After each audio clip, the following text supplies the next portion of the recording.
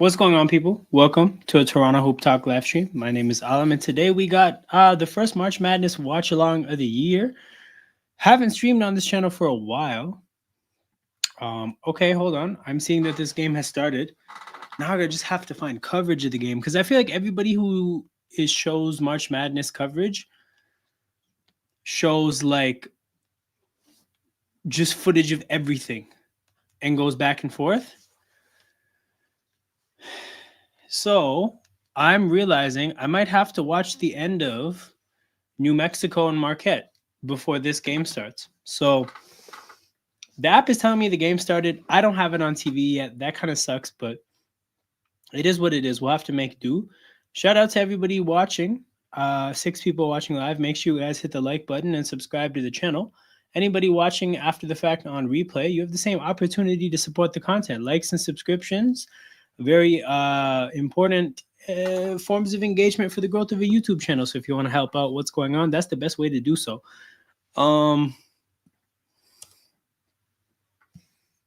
Okay. I refreshed SofaScore. Maybe it was wrong. Maybe it was wrong about when this game would start. But nonetheless, we're here waiting to see, to watch the game whenever it starts. What can I get? As of right now, I can get the end of Tennessee, South Florida, women's basketball. Pig Hub Side, good to see you. But yeah, I cannot wait for Fears and McNeeley to start. We're definitely excited to watch that one. As Sai says, run up the likes. Because the thing is, the more the Raptors win, the more realistic it looks like that these are the kind of players we have to be looking at. If you got excited for the Ace Baileys, the Dylan Harpers, the VJ Edgecombs, that's awesome. But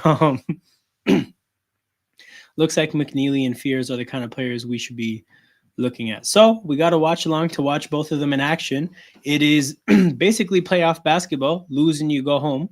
Losing your college career is over because you're heading to the NBA. And you got 2 players head-to-head that are in the same part of the draft as far as prospects go. So very excited for this one. Very, very excited. Been a while since I've done a watch along on this channel that meant something. I feel like it's since October, because the early Raptors games this year were fun to watch and like it was actually interesting, but man, have those games been dead ever since.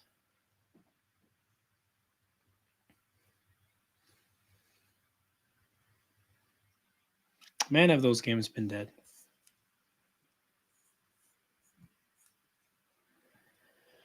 All right, so they're showing the end of New Mexico and Marquette. It's an 11-point game, so I don't even get the point of showing this. Like, it's March Madness. I understand that anything could happen, but like, come on. Oh my God, we're 4 minutes into this game and we still, 4 points into this game and we still have no coverage? No way, man. They're showing blowouts. Blowouts for both on both channels that are covering the tournament. Yeah, you were mentioning McNeeley, and just the more you look at mock drafts, the more you may as well get excited. Not excited. The more you may as well look at it as an actual reality. So here we are to watch McNeeley. Looking at the lineups, we got Fears in the lineup. We got McNeeley in the lineup, so nothing crazy has happened. What is the best thing to have? Details? Okay. Man, Fears and McNeeley have the points too, man. They have half the points in this game. And I have to watch the last 10 seconds of New Mexico and Marquette. Oh my God, TSN, I hate you. TSN, you are the worst. Okay, surely they're cutting to the game immediately after this, right? Or do I have to look through the rest of the channels?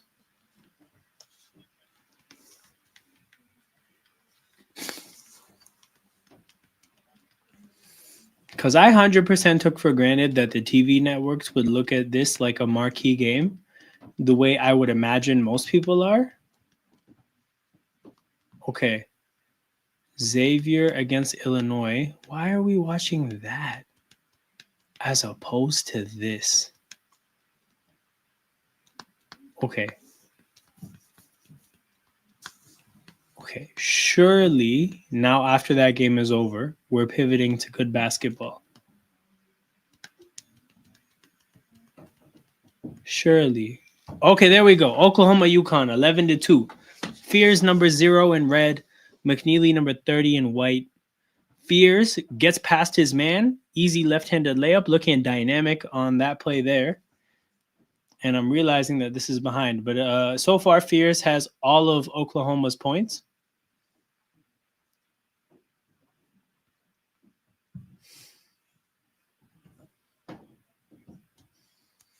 Damn, this timer is behind. McNeeley in the post.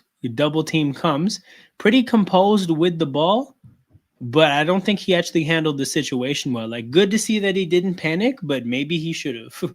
Like, maybe the sense of urgency would have helped. But yeah, early 11-4 start for UConn. I'm seeing that McNeeley got like a dribble handoff, hit a 3, and then hit the call me. I don't know who he's talking to. But shit, man, we got basketball. We actually have interesting, entertaining basketball. This scoreboard sucks, man. I guess I have to find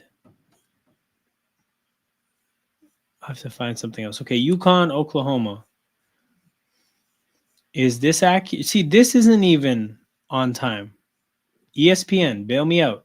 What do you got? Okay, you have 11-4 at the very minimum. You know what? We can live with that. We'll show this.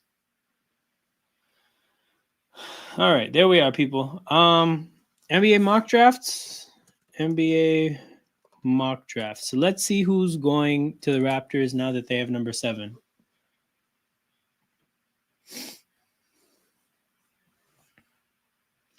Flag 1, Harper 2, Edgecombe 3, Ace Bailey 4. The top 4 is always pretty consistent. Derek Queen, number 5 to Brooklyn. My goodness. Pro comparison. Şengün. I haven't seen that for Queen. Wow. Trey Johnson. Kaman Maluach. Same old in this mock draft for the Raptors. So that's kind of what I figured too. Like, even though the Raptors got pushed to 7, verifying that I'm a human. I'm not a human. I'm a YouTube channel. Figured that we'd still get a lot of Maluach. This mock has Fears going ahead of Toronto. And then Toronto passing up on McNeeley to go for Jace Richardson. Michigan State. Also somebody who I'd like to watch if given the opportunity. Tankathons was 5 days ago. Con Knipple, man. No way. But it has Fears going right after him. And this mock has McNeeley going pretty late. Wait, did I miss McNeeley? No way he's in the first. Okay, hold on. Where is he? Oh, 17.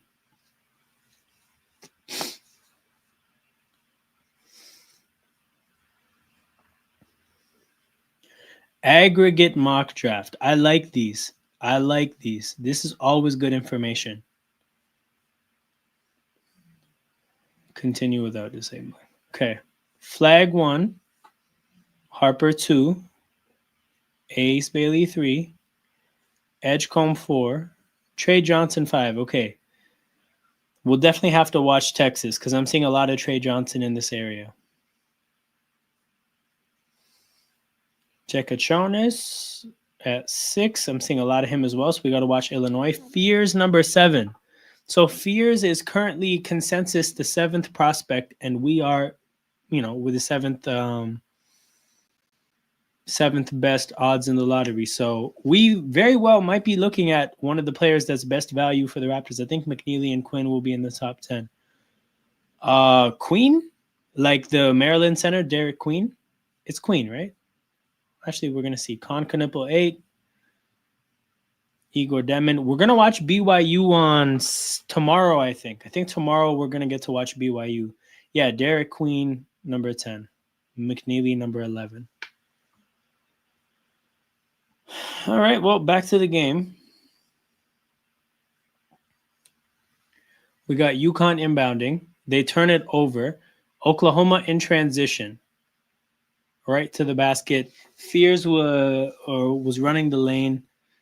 Was a passing option for number 2, but number 2 got his buckets. Probably knows that Fears is going to get a lot of the points from this point onwards anyways, so may as well get his buckets while he can.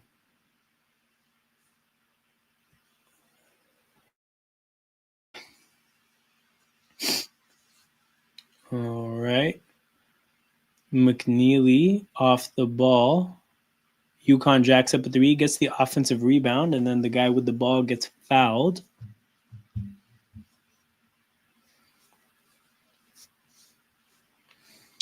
Also, Sai, so I was on the train on my way back from work yesterday. Yeah, yesterday. And I was talking to the guy beside me about my YouTube channel. And I was telling him, I'm like, yeah, man, it's really cool. It's a small channel, but like I still get a chance to like stream and chat with people from all over the place. I'm like, yeah, I know a guy from Australia. There's a guy on my channel from Bangalore. And the guy beside me was like, oh, I'm from Bangalore. And I'm like, oh, that's really cool. So shout out to Bangalore. McNeeley with the ball. McNeeley tries to play through the contact. Goes up. Ref lets the contact go. It was a decent amount of contact, nothing crazy, but he definitely did not finish strong through it. McNeeley with the rebound pushes the pace. Pass into the post, and it's a turnover from UConn, but then a foul is called. UConn's getting a pretty friendly whistle so far. That much I can say for sure. This whistle is friendly. Nice place, but too much rain. Damn. Sounds like Vancouver and that.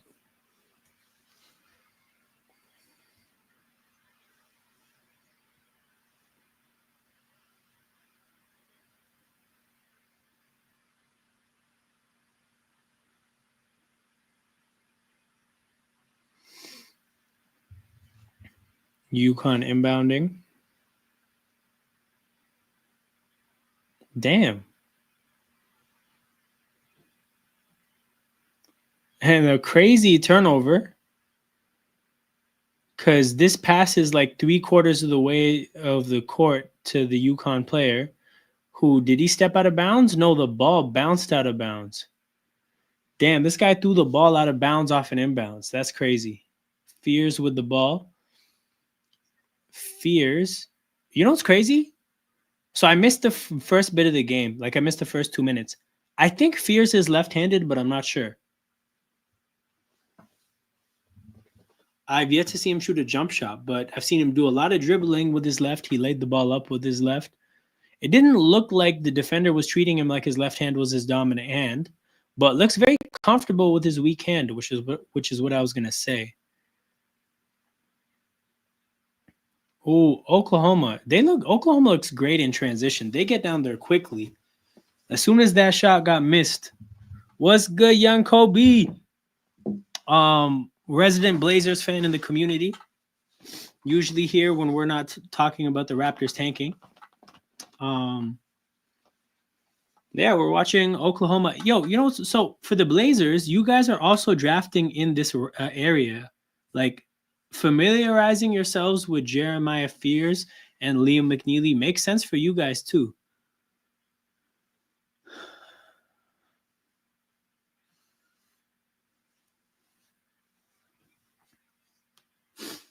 Damn.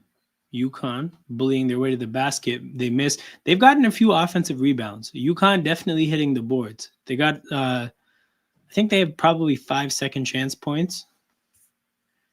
If I have to guess myself. OU 0 for 5 from the 3-point line. Number 1 takes it to the basket and scores.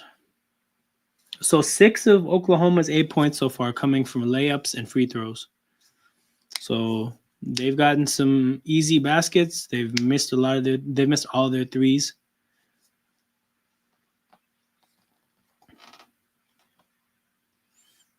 Damn. Number 5 on UConn is a bully. Nobody's trying to deal with him in the post.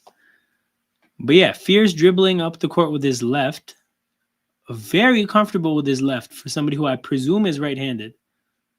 Yeah, he just shot a jumper right-handed. Banked a step back 3 in.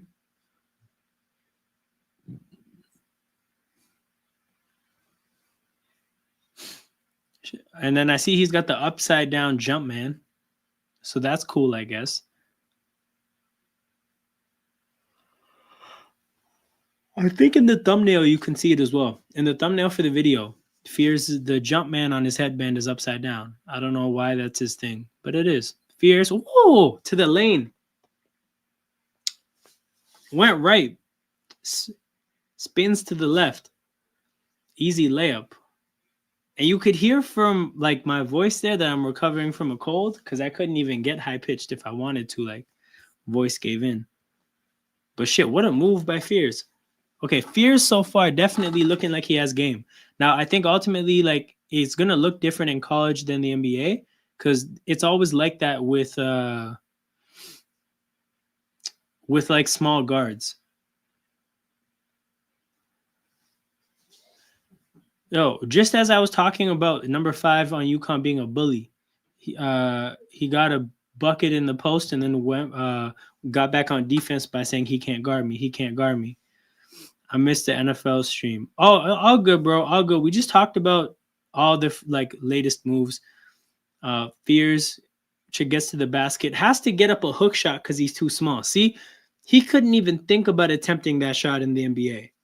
But yeah, the size is going to become a bigger deal at that point. How about Walter Clayton for the Raptors? Bro, I don't even know who that is. I'm still like familiarizing myself with draft prospects. I don't even know who Walter Clayton is.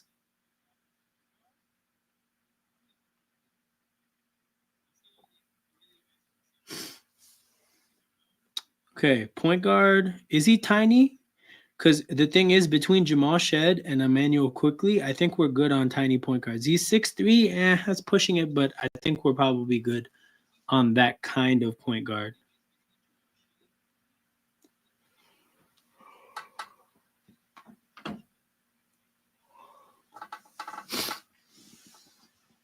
Damn, we're going to the commercial. You know, so I kind of read this differently because you're talking about missing the NFL stream that I just did, but I miss the NFL streams generally, like the Sunday Night Football streams. Those were such good times.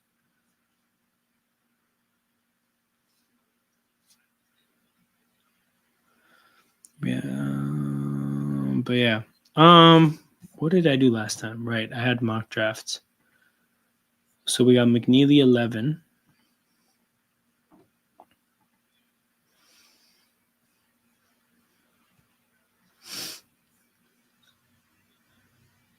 Okay, see the thing is, okay is putting it lightly. Like it's okay, best case scenario, but man, like I don't know. I just think you guys need better players than the ones you guys have been adding. Whose draft is this? Oh, this guy's doing a Duke only mock draft, man. Go to hell. Is this recent though? If this is the Wasserman draft, I'm not interested.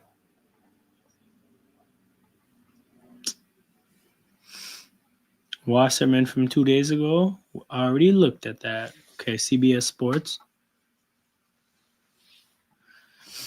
He's a damn. Okay, hold on. How have I not been hearing about him then? You know what? Let's see. Where is? I'll fix it next time.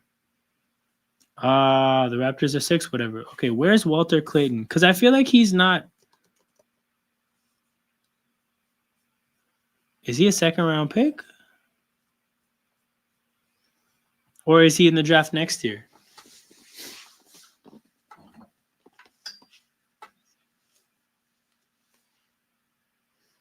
Walter Clayton. Yo, Tankathon has him as the 58th pick in their mock draft. Here's the thing. If you're talking about him being a second round pick, I'm down to have him as a second round pick. Like, you don't mind taking a flyer on those kind of players then, but even then, We just took a backup point guard in the second round last year.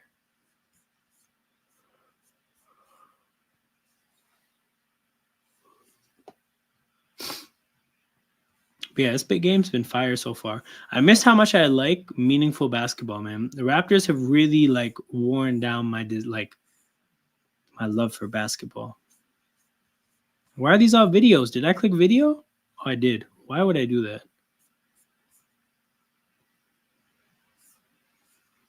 Okay. Please tell me this is an updated order.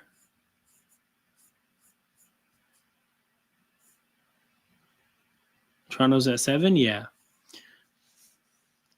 Fears number 6. McNeeley probably. I think they had them at 17.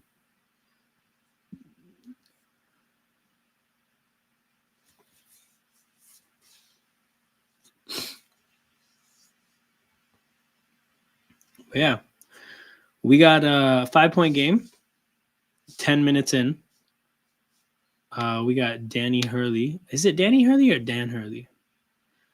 Damn, we got turnovers on turnovers. Good pass by Fears. OU swings the ball around. Oh, man, great ball movement.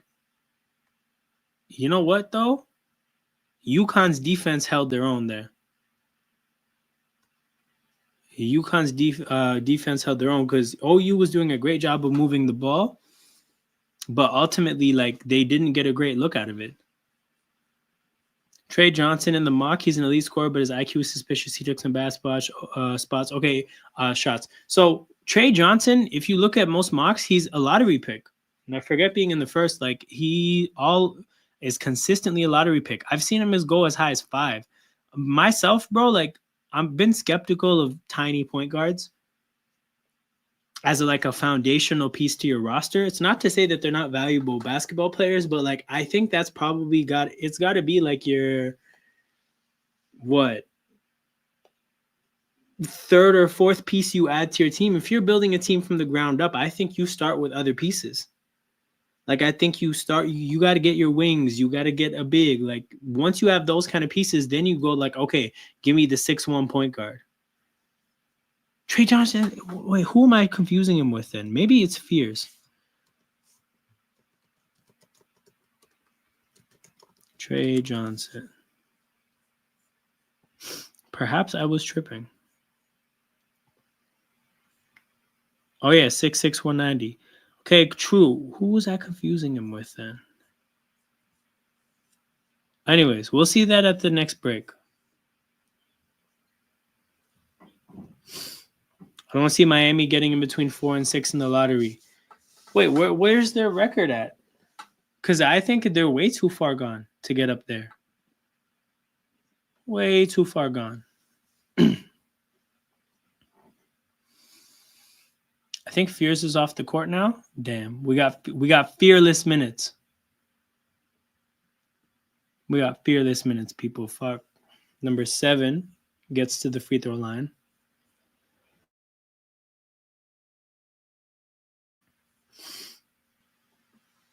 So I'm trying to think how long these games take. This game really, for real, started like 24 minutes ago. So we're on track for like a 45-minute first half and then probably like a 15-minute halftime, I think. But I was just realizing like the last minutes of basketball games in college, they take forever. So we're probably looking at like a hour, 50-minute stream. I want them in 9 to 12.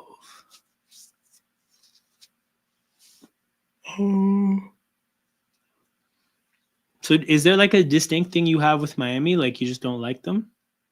McNeeley bringing the ball up the court. McNeeley going off his screen. Circles back, kicks it to 20. What I will say when I look at UConn is it does look like they have some pretty good little actions built into their offense to get McNeeley looks. Like he got a 3 off a dribble handoff. They just ran an action there for him to get a 3, a catch and shoot look. Which I'm always mindful of these kind of players in that role because like McNeeley is a number one in college right now, but his skill set doesn't say NBA number one. So he's going to fit into a smaller role. And players in smaller roles, it's not on every team that they get these type of plays drawn up. It just doesn't end up working that way. So, will you be able to thrive in the NBA as a player that, shot making is a big part of your game when they're not really drawing up plays like that for you that often? Damn, UConn is getting a friendly whistle, man. Okay, I was about to say OKC. Oklahoma picks up their sixth foul, which is three more than UConn. That's why the three was sticking out to me. But yeah, we got another commercial break. Okay, now I'm about to look for that point guard to see who I was mixing up Trey Johnson with.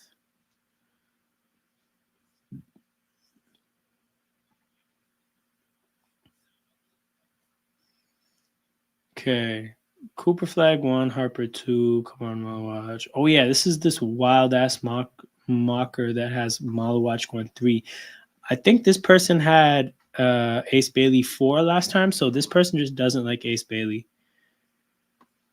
Con Kennable, Derek Queen, Jason Richardson. I think it may have been Fears I was missing or mixing him up with.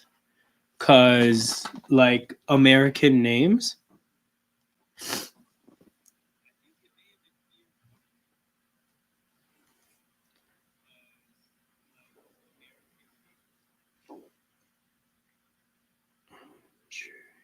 Especially now, because in a lot of these mock drafts, or like just generally in basketball, a lot of these, like the American names are dying down more and more.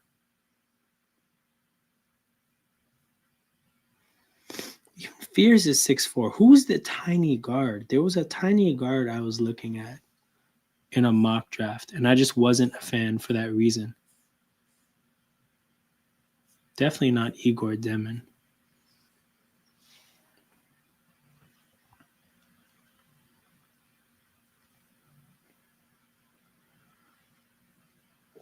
Chase Richardson is 6'3".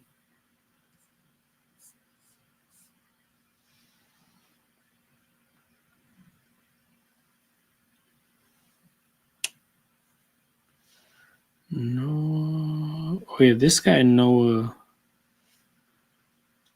saying is a forward.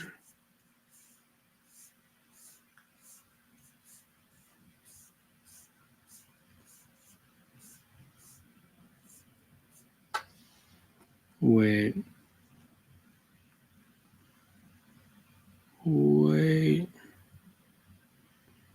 Nah, Nolan Chare is 6'3" as well.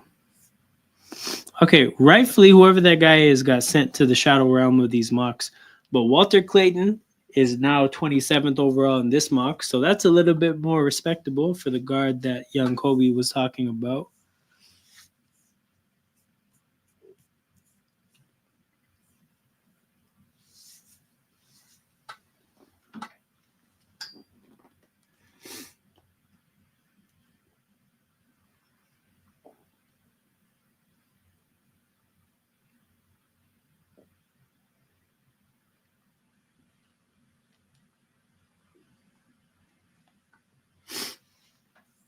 I said I don't like Miami. Okay, I mean I didn't know that Lakers fans were beefing Miami fans like that, but that's dope, I guess. Not gonna lie, college football is so much better to watch than than college basketball. College basketball, because the shot making is considerably less, or just like at a lower level. There's a college basketball game where nobody's making shots. Understandably, is like horrible to watch. My goodness. Okay, I'll say this. I don't think the upside down jump man is cool. I don't think it's that cool.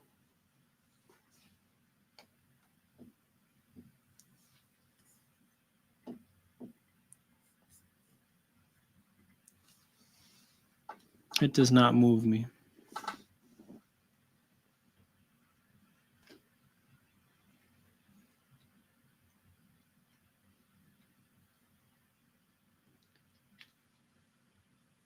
is part of his aura. But you know what it is like? I don't know. Like there's certain like the hats. There's like a hat line where they put all the baseball logos upside down. I feel like the upside down Yankee logo. Like I think it looks aesthetically like still cool. I get the upside down like ooh I'm different kind of an aura, but the Jumpman I don't know if it works with the Jumpman.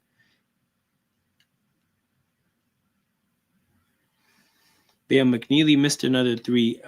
That wasn't quite a manufactured look the way some of his other threes were. But also, you know what my issue is? So Liam McNeeley, I saw a Twitter user breaking down like the strengths and weaknesses of his game while like seriously referring to him as Liam McWhite guy. And he was just like again, everything he was saying was serious. And then he was fully just like disrespecting this guy's name.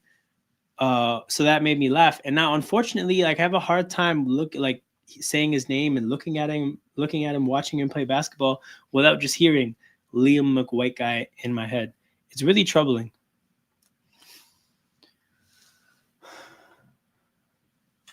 How old is Fears though, man? He looks like a kid. Like he looks like a teenager. Jeremiah Fears.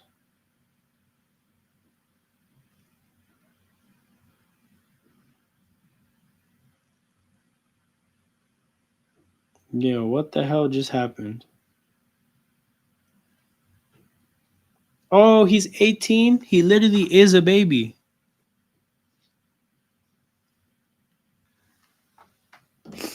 He is a baby. What the hell? I did not know. Okay.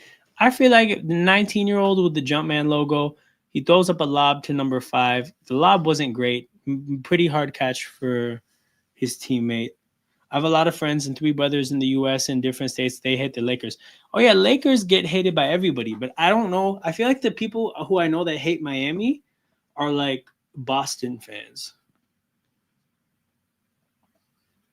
Or maybe people that just hated them because of the LeBron era there. Damn. Okay, never mind. Fierce is inbounding the ball.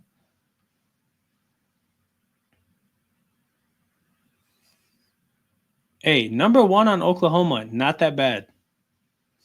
At some point, I'm going to learn these guys' names. I feel like there really hasn't been much scoring recently in this game. The scoring is really slowed down.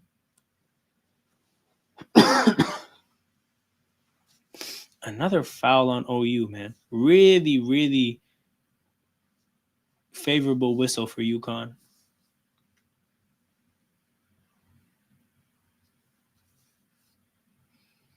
Oh, the man's shoe fell off.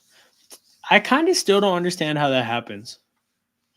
I can't imagine seriously trying to compete and then not having my shoes tied properly. That doesn't really compute for me. If I'm running on a treadmill and my shoes don't feel right, I'm tying them up. What do you think about Edgecombe to Toronto? I want a guy with a polished offensive game. Oh, Fear smoked that layup. OU hasn't scored in the last 4.5 minutes. Had a very easy shot, and he fucked that up. Yeah, Sai said fuck Miami, fuck the Heat, fuck everything that's hot, fuck ovens. That's what he said. I know you don't see it in the chat, but trust me, that's what he said. Fears draws a foul there. But yeah, no, I like Edgecombe, and then if our team was built differently, I would like. Here's the thing: it's not that I wouldn't take Edgecombe. I'm just saying, like, I don't know, man. I've seen way too many players come to Toronto with amazing athletic ability and lack of polish when it comes to skills, and I'm just tired of those players, man. Give me somebody who has the skill and like an average body, bro. I'm tired of look, I respect like Pascal and OG, and I think they became great players and stuff, right? But like the just development process for those players, it's not fun to watch. And I've watched enough nonsense as a Raptors fan. Like I'm just trying to see good players. Yes, I want NBA ready, bro. That's the whole point of having a high pick and like, tanking and stuff is, yes, I'm tired of particularly that kind of potential though, bro, because every young player has certain potential and like the game parts of their game that aren't developed yet, right? But in terms of the whole like shooting the basketball thing, like give me somebody who has established shooting talent, or again like an established post game or something if they're big or something like that. Maluach, I think, is the only exception that I have because we need a long-term center that badly. And low key, he looks like a 7-2 player that can protect the rim and shoot shots. Suggs wasn't NBA ready. But the thing is he was supposed to be more NBA ready than Scotty Barnes. Scotty Barnes was supposed to be like, they called him a 0 level scorer. Man, first time his defense is nasty. No, that's the thing, bro. The issue is not with Edgecombe as a player. Edgecombe is great. Also, very funny name. I've never heard Edgecombe before. Fears to the basket. Gets past the big. See, so like the way he was able to get that shot off there, that shot is getting blocked in the NBA. I don't know if number 5 on UConn, Reed Jr., is supposed to make it to the NBA, but that's not a miss at the highest level. That's just the thing with small guards, man. It's like they look amazing in college, but then you realize like the fine margins are really gonna bite them in the ass in the NBA. Number 15 gets to the basket. By the way, guys, I don't know if you guys are familiar, but I'm a McNeese State fan. I'm on that bandwagon ever since I found out that they come out to the games listening to like really, really violent rap music with the nerdy looking brown guy that comes out with the team. I was like, yo, I'm a fan instantly. And shout out to the nerdy looking brown guy because he knew every word he was and wasn't allowed to say. Flawless execution of censoring himself. But yeah, number 5 on UConn, bro. He's just going to bully Oklahoma the whole game.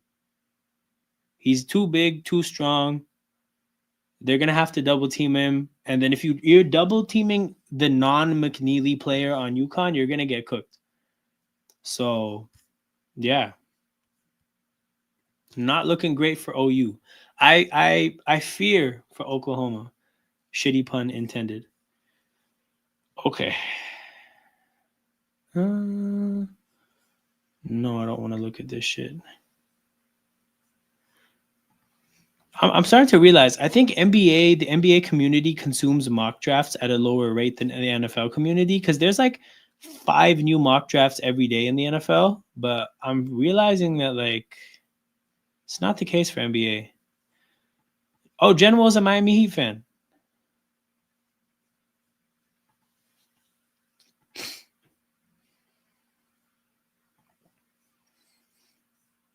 Okay, Cooper flag number 1, Harper 2, Bailey 3, Edgecombe 4. Okay, Con Canipple 5. I don't know. When I saw his skill set, I'm like, I don't think that's a high lottery pick. It's not that I don't think he's good. I just think that role is not 5th overall kind of a role. I really don't like that. Trey Johnson, number 6.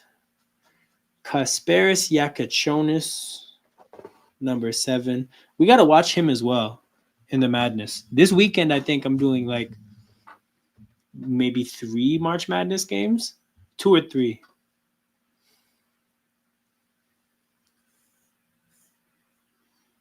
Come on, Maluach. 7'2", 250, and he has a developing 3-point shot. That's the guy with the like the skill set that you just can't find. But again, like he's gonna be a project. Yeah, so this makes sense to me. It kind of seems like the Miami situation was like a divorce more than like somebody dumping somebody, you know?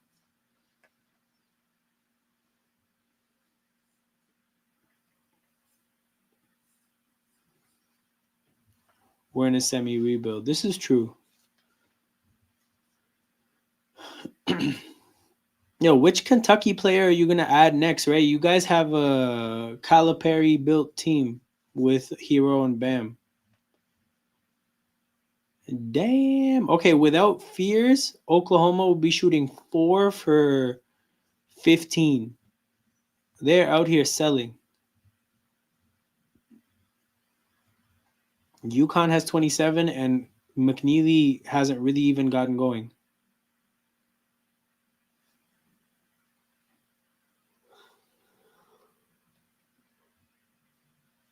Oh, fuck, my life won't be yawning like crazy. Okay. OU has made one of the last 7 field goal attempts, and hashtag not great.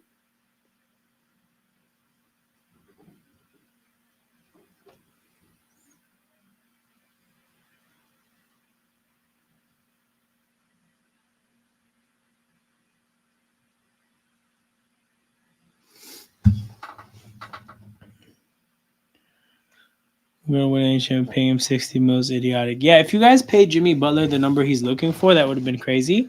I think the Warriors probably got a bit of a I feel like he wanted Miami to pay almost like a loyalty bonus in a way. Like I feel like they wanted to he wanted Miami to take care of him. The contract he got from Golden State, like what is it, a 2-year deal? That's not even a crazy deal. So it's almost like he probably Golden State was better positioned to be like, bro, we're not paying you. Like we have Curry, we have Draymond, we have a very high cap number. Like we're not gonna pay you. So in a way, like it's kind of a weird setup from that standpoint. Like you want one team to pay you a number, but then you'll take a number less than that from another team. But it is what it is. Like I think all it worked out for Jimmy's side of things and the Warriors side of things, and then time will tell if it works out for Miami side of things.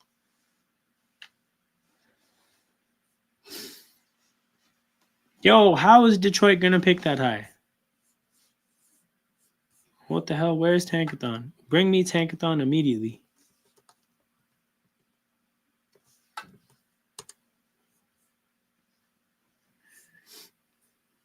Does Detroit have another lottery pick? We can say what the other 28 teams can't say. Made the finals twice. Hold on. Oh yeah, I totally forgot about the Nuggets series. I remembered the bubble. Yo, where is this Detroit pick gonna come from, brother? Detroit doesn't even have a first round pick. Minnesota has it, but also they're a playoff team.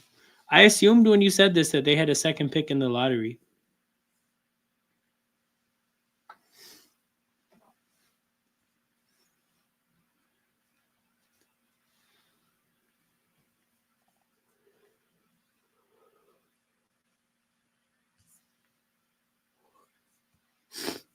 Detroit needs to play consistently. They have the talents already. Yeah, they're going to make the playoffs, man.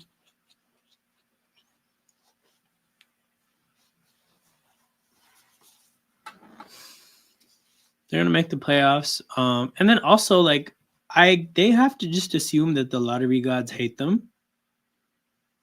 There's really no other assumption to make. Because they were the worst team in the league back-to-back years. Got the 5th round pick both times. It'd be fun to see. I mean, bro, they have enough. Like, I don't want to see them get even more young talent because then they'll be like really on the right track.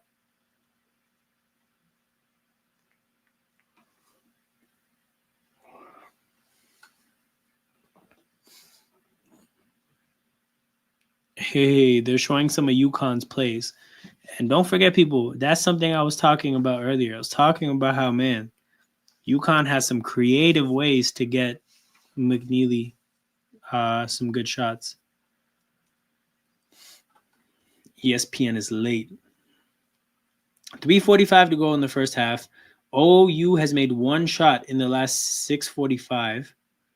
This is the kind of droughts that end tournaments. And then another miss at the basket.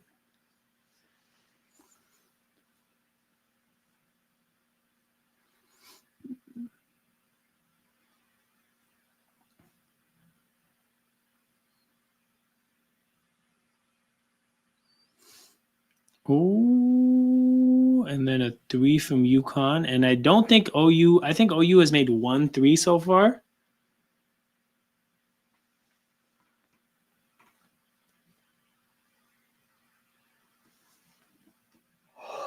hell of a job by Fierce to beat his man and then pump fake the double team, draw the contact to get to the free throw line.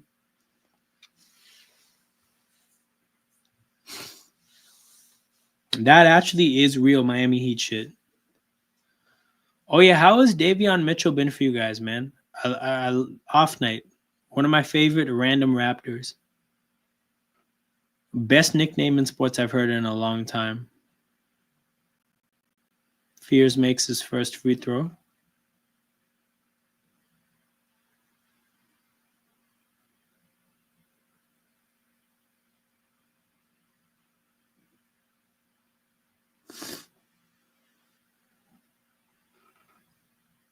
Fears gets the lucky bounce on the second free throw.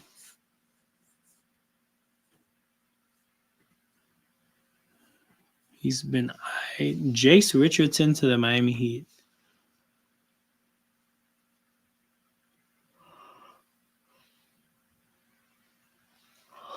Great steal by number 2.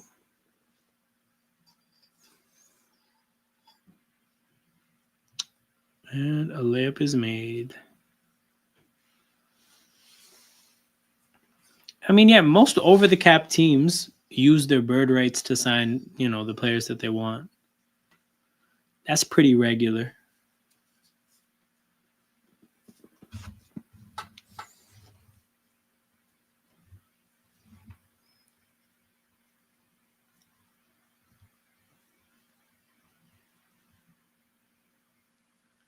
Yeah.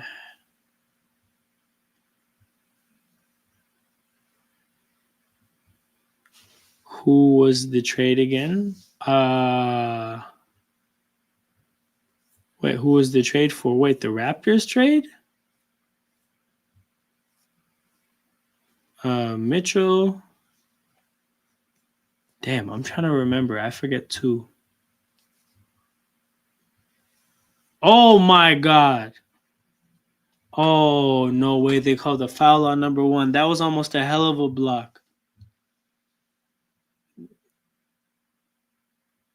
Oh, they called the contact of the body. That's fair. Yeah, man.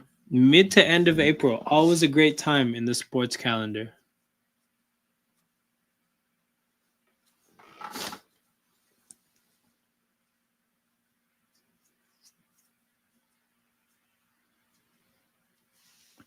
Oh, yeah. PJ Tucker, don't kill me. He got cut, and then I think he just signed for the Knicks. Yeah. He never even came to Toronto. My guy is 40.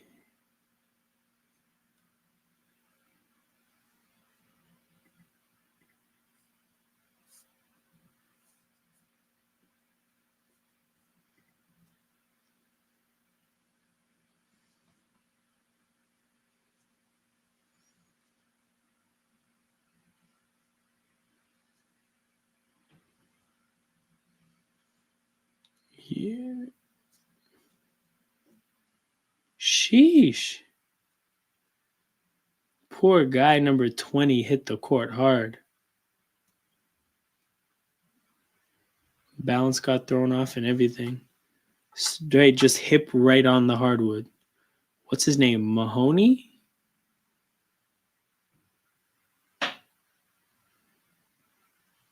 Oh, it wasn't even his hip, it's his tailbone. Poor guy.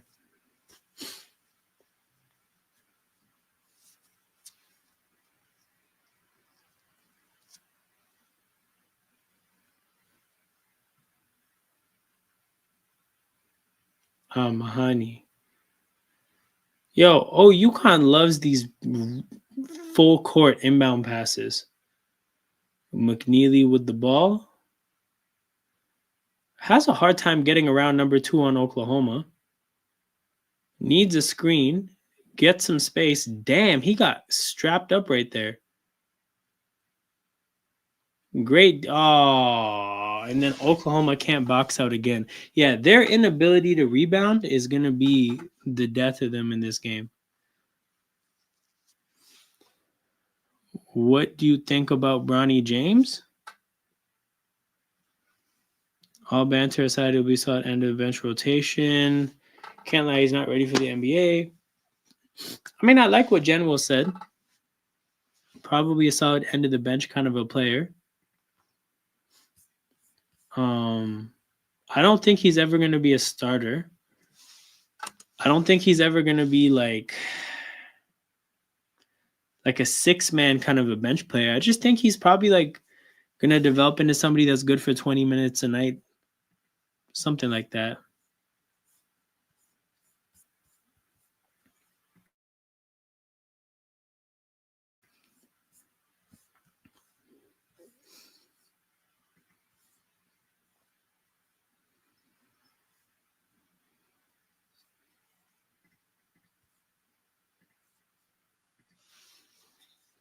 Made one of the last 9 field goals. Man, Oklahoma. You can't shoot. You can't rebound. You're getting carried by one guy and you're still down 8. The matchup just isn't good. I know this is an 8-9 seed, but it has the feel of a like 4-13. No. Like a 5-12.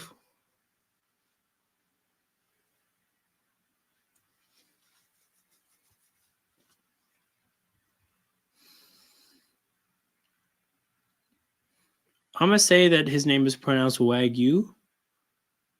So we got Muhammad Wagyu shooting free throws.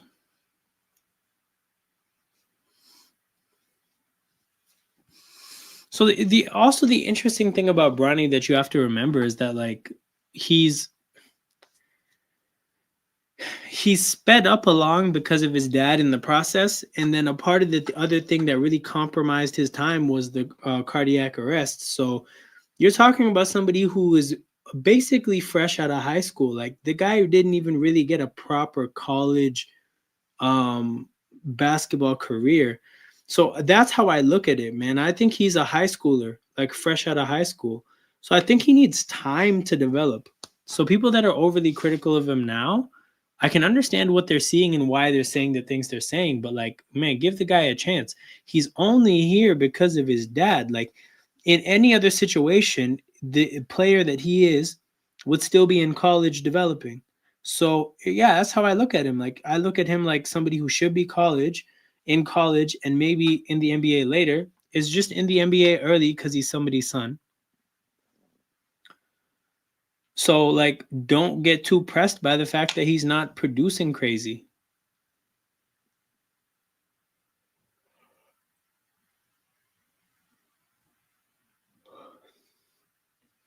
OU misses another shot and another 3, and there's going to be a foul.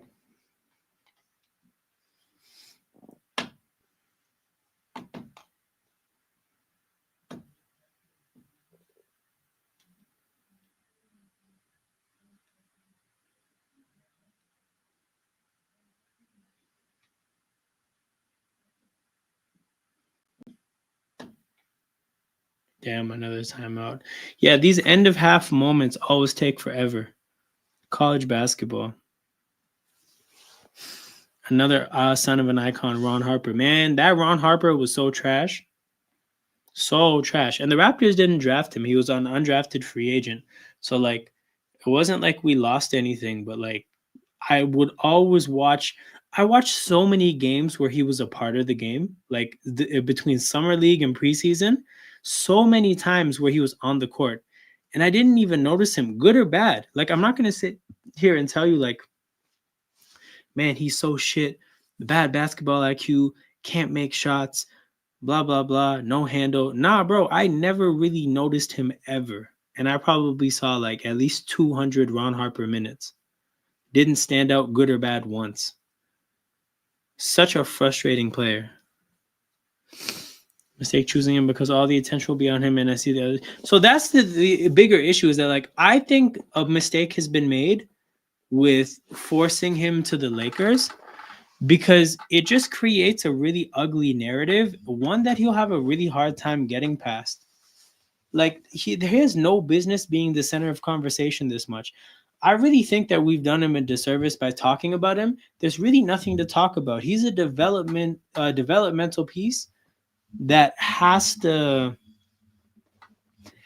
probably, play in the G League for a while, maybe 1 to 2 years, get some end of bench minutes here and there, but like there's nothing to talk about. He's a college athlete in the NBA. Like he could have gone undrafted and been fine. I just think they shouldn't have had him on the Lakers yet. But I also think LeBron didn't know how much longer he wanted to play, so it was like something that had to be done immediately. All right. Last shot of the half, probably UConn up 32-26. I think it said that they missed their last 5 shots, so we got a lot of misses. A lot of misses down the stretch between these two teams. Damn. Really sloppy possession there by UConn. And they get a miss before halftime, so it's 32-26. 32-26. That half ended up taking just under an hour. So we're probably going to be here for like another hour and 10 minutes. Hurley is sad. Actually, I don't know if he's sad. I think he's just pissed off. If people are going to be rooting for him more. Yeah. I mean, I just think like he should have just been a part of. Like, I think he should have just gone through the process top to bottom with no intervention like Steph. And just ended up wherever he ended up. I think forcing him is not the way.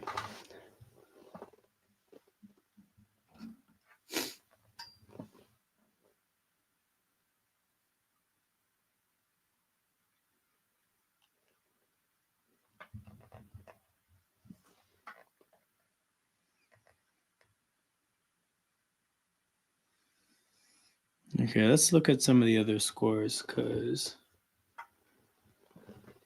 let's see if there's been upsets. Best part of March Madness is always the crazy upsets and seeing the meltdowns.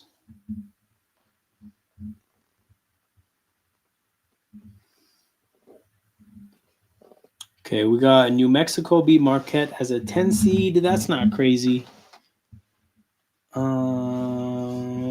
North Carolina got bounced out, so that's dope. Get those guys out of here.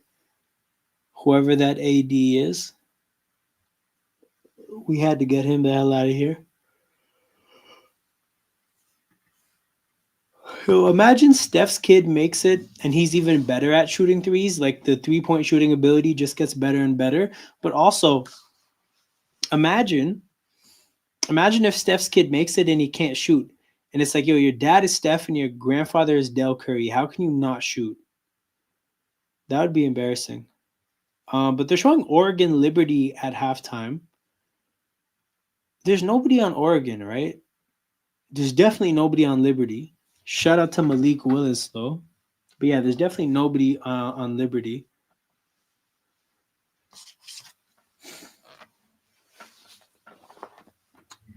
St. Mary's or Vanderbilt. Colorado State won as a 12 seed. That's cool.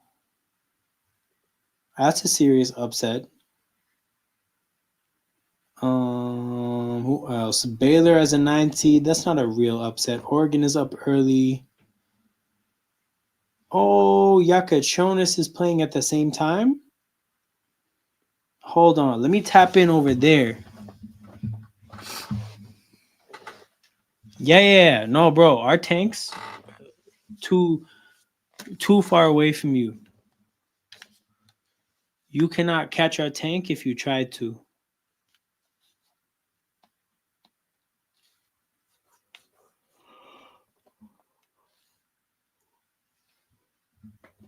What the hell, man? They got Michigan State and Oregon on TV, but not Illinois. Illinois has the player that we're actually interested in seeing. That we actually want to see good things from. And they're showing us these guys.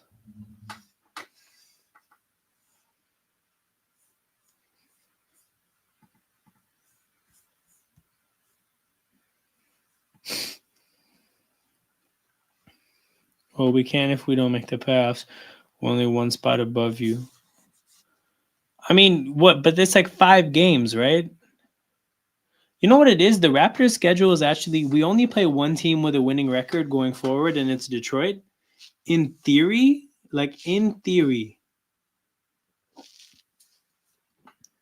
you stay 14th pick and we jump to the 9th. Bro, you can't jump up to 9. You can only jump into the top 4. Like they only put the 4 picks in the lottery. So you either stay where you are or you jump into the top 4 or you go back because somebody before you jumps into the top 4.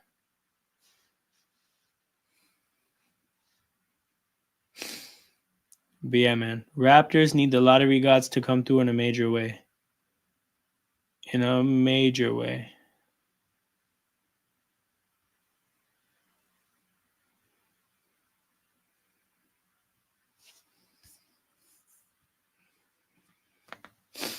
Yo, I cannot believe they don't have Illinois on TV. That's something we actually want to see.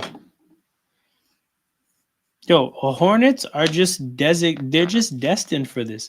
They're not a serious operation. The Hornets are not about this life. They are always going to be a mess. It's heritage. For the next 5 games. That'll piss me the hell off, man. They have a great chance to win games upcoming, by the way. Like they're gonna have to arrest people shamelessly. Also, I'm seeing that the league is catching on to the funny business we're doing with the Brandon Ingram situation. So like that's interesting as well. Hasn't Jordan sold the team? Yeah, he got scammed out of the team apparently. I was watching a video about it. Apparently somebody hustled him.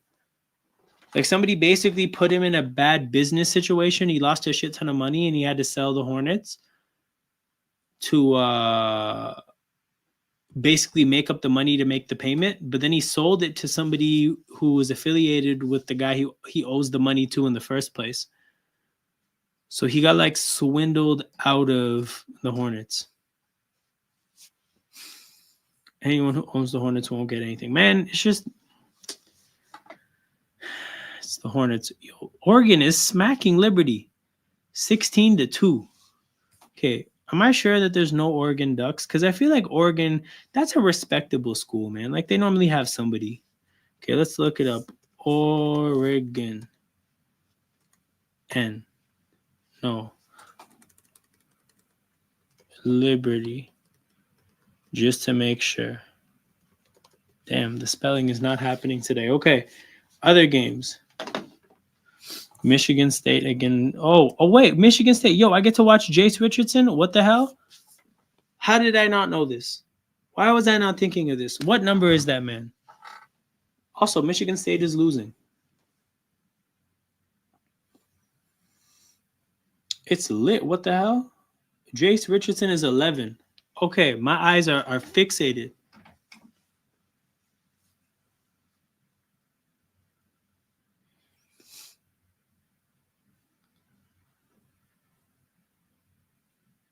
Okay, buddy, your team is down 4. Jace Richardson, pump fake, gets to the basket, draws the contact, and 1. Strong finish, finishing through contact. And he's hurt too. Took a shot to the chest. Kudos to Dallas. They make playoffs regularly. Yo, Dallas is actually in hell. Between the Cowboys and the Mavericks, that city is down bad, bro. You better learn FC Dallas. Because shit. Did you make a bracket? Nah, I didn't make a bracket. I just didn't get around to it, though. Like, I just slipped my mind. If I would have made a bracket, though, I probably would have had... I wouldn't have had Duke winning. I actually don't know what I'd do. Who are some of the favorites, though? Hold on. Because this is what I would have done. I would have gone on to a betting website. I would have found the favorites, and I probably just would have picked somebody. Like second, third, or fourth in terms of odds.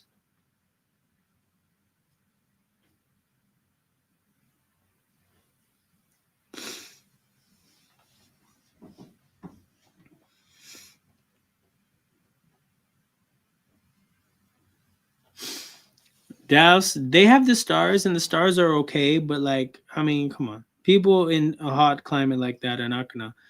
It's gonna take a lot for them to really get enjoyment out of hockey, the same way they get enjoyment out of like basketball and football.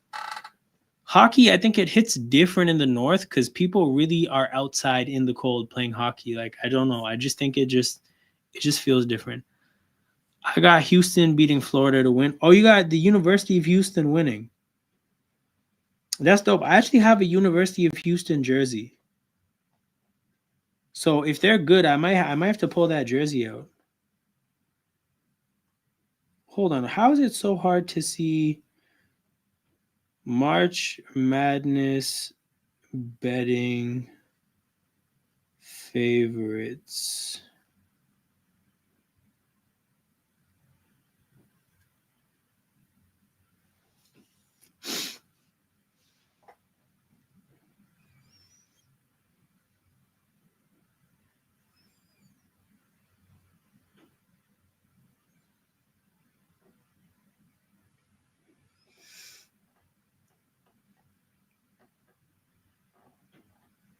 You know what? I probably would have said Florida. I'm seeing Florida's in there. I like the Gators.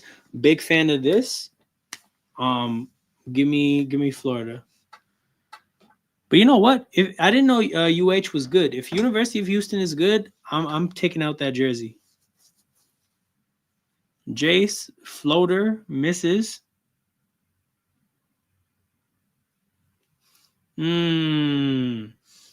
Wasn't aware where the ball was. Walked the defender right into his man by crowding him, and his man got his shot blocked.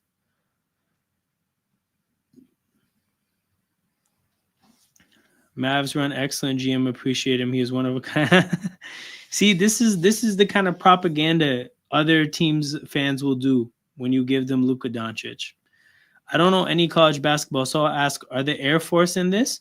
They could be if they were good enough, but they're not. Oh my god! Oh what? How is that guy's face bleeding that much? I looked down for a second. I've never seen that much blood in a basketball game. What happened to this guy? Yeah, this is going to be a really bad upset. But yeah, Air Force and Navy are going to compete like they do in football, I'm sure. But bro, they barely play football. They just play physicality. Like they do not play the sport of football. They play the sport of hitting people. So like the way they suck at the other elements of football, they probably suck at all of basketball. But yeah, general. So like the top 64 teams make it to March Madness. There's a whole second tournament for other teams called the NIT, which nobody really watches but gambling degenerates and the people that go to those schools. So there's I don't know, maybe they're in the NIT, but probably not, man. Like because like I said, they play football, but they don't really play football. Like if you guys have played the NCAA football like video game, the playbook for Air Force and Navy are ridiculous. It looks like football from the 50s.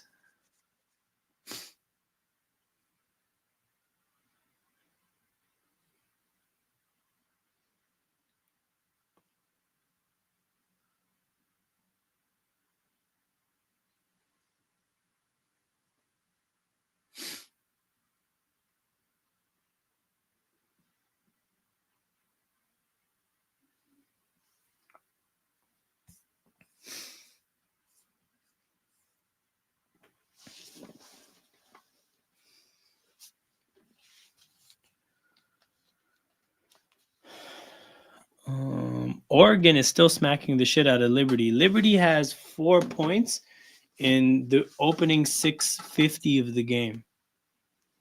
That team is not a serious team.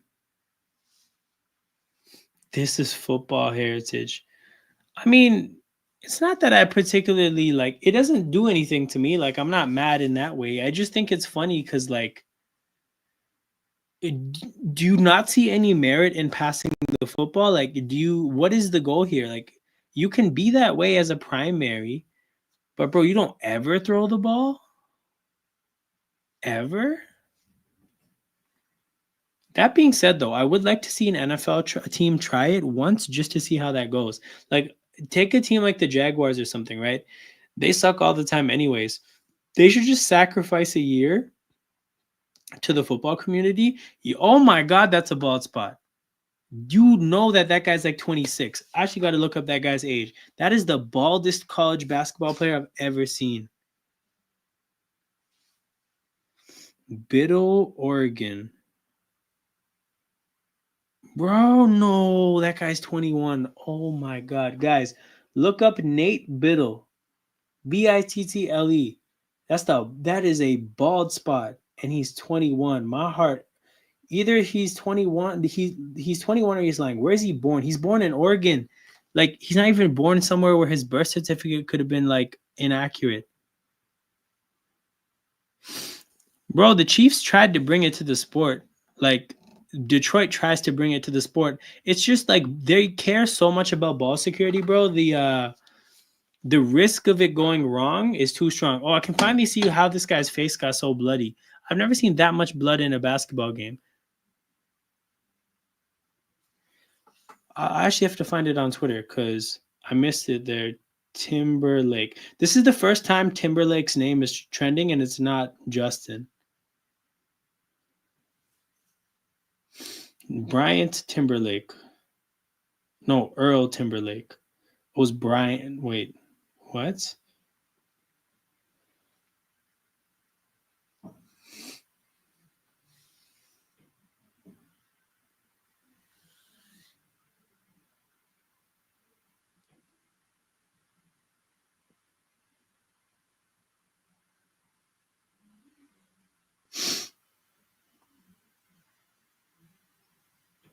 Fell on the baseline before the timeout. Nobody wants to show a video of this man's face. Oh my God, there's 3 people on the court, 4 people on the court wiping with towels. That's how much he bled. You know how hard it is to find a video of this guy getting hit in the face? Because when you look up Timberlake, there's just so much shit about Justin Timberlake.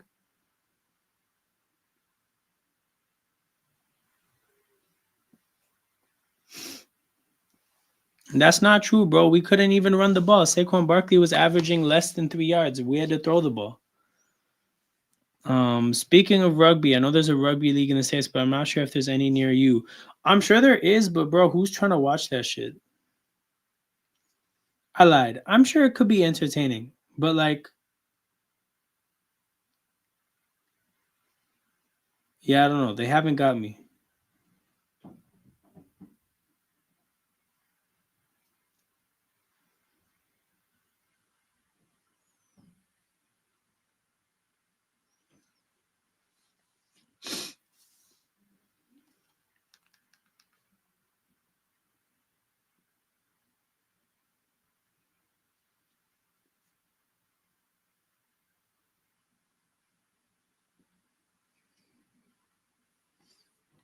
Oh, do you mean the defense? Because yeah, the defense was playing rugby. Okay, back to Jace Richardson watch.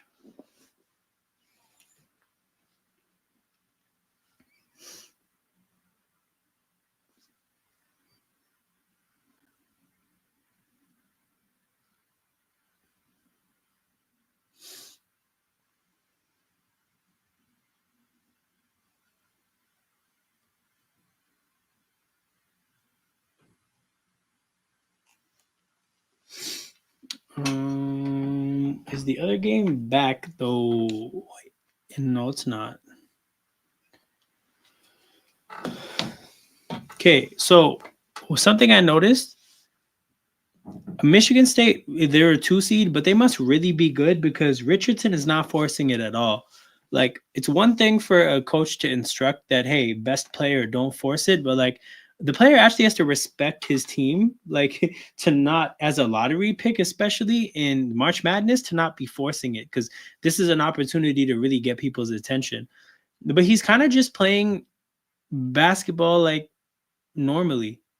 He's not really doing anything extra, not taking a lot of shots and just forcing it. Like I that part of it, like I feel good about those kind of players because that's more realistic to what the NBA will be like for them. Like Jace Richardson is just going to be a part of any team.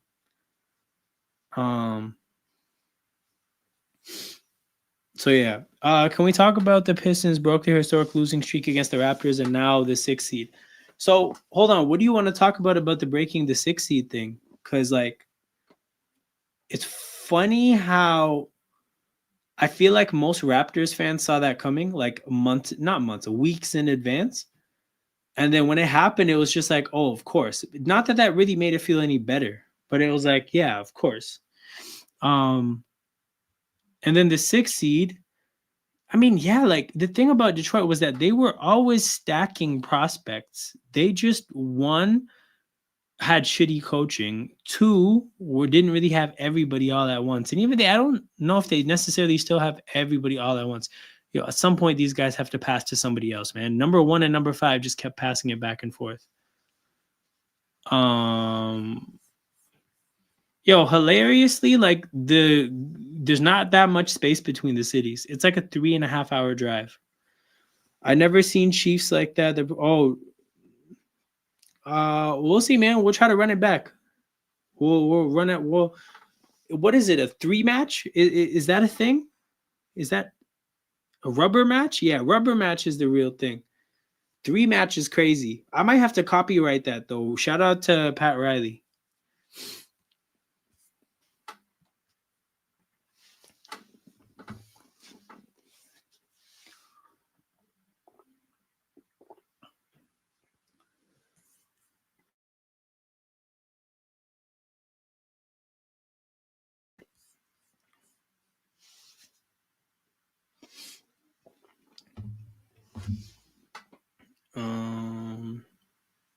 So Michigan State is still down.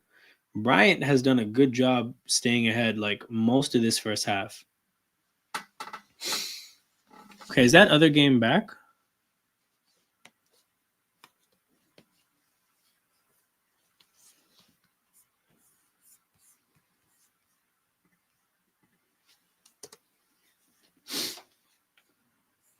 This is a long ass halftime.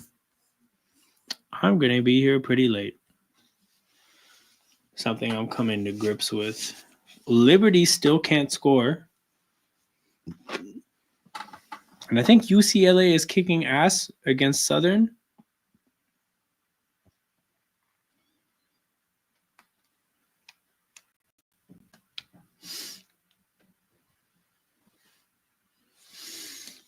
And Michigan State has just taken the lead. Not gonna lie, your energy level is going down faster than Suns' playoff aspirations. Yeah, I'm not gonna lie, like, fuck, man. It is late on a Friday after a long week for this long of a halftime, bro. What do you get? What are they even talking about there? There's 20 minutes of basketball. Like, how much could you have to break down? Give them guys a 15-minute break and get back to the basketball. I'm definitely on Eagles watch more this season. I want another Super Bowl. Let's run it back. Let's run it back.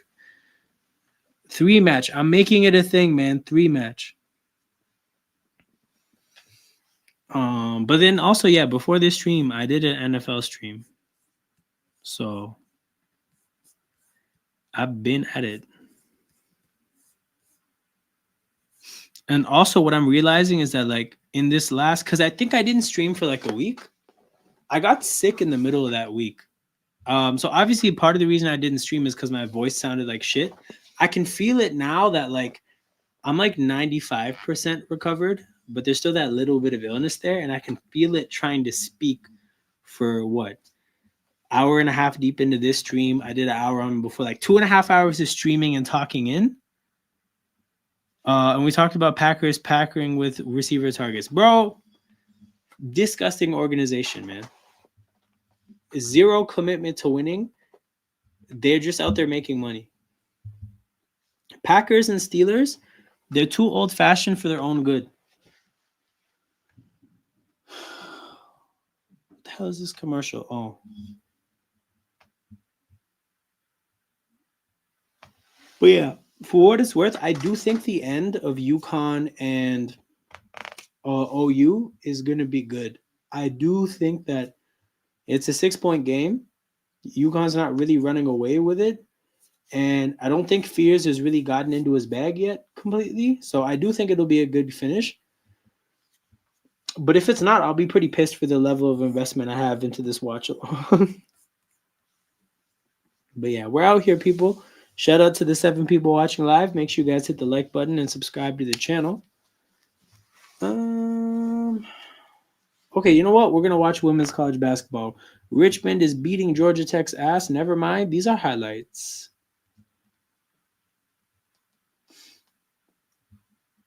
Oh, we should run USC and UConn women's college basketball games, cause I'm out here trying to watch Paige Beckers and Juju Watkins.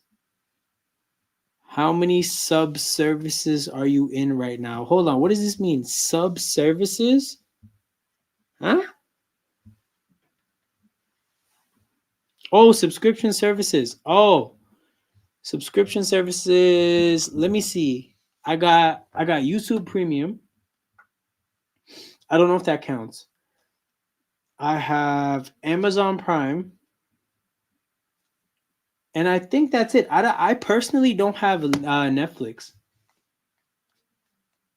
I use somebody else's. Um. UConn is back. Let's go. Yeah, I don't you. Yeah, I have myself. I have two. Yo, how come I always miss when this game starts? They should not make it this difficult to consume basketball, college basketball. Number 7 on OU, wide open in the corner. Man, if Oklahoma could make threes, they would probably be winning. But they can't make threes for shit.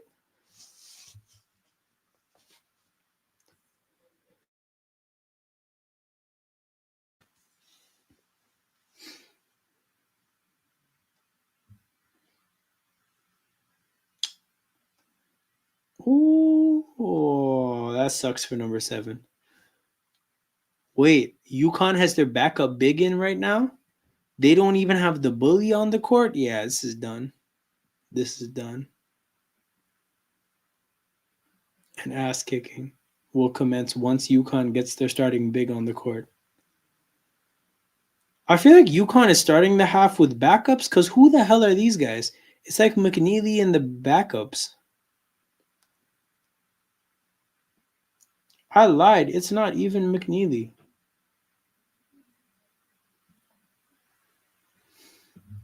Oh my god. What it was that was great defense by number 5.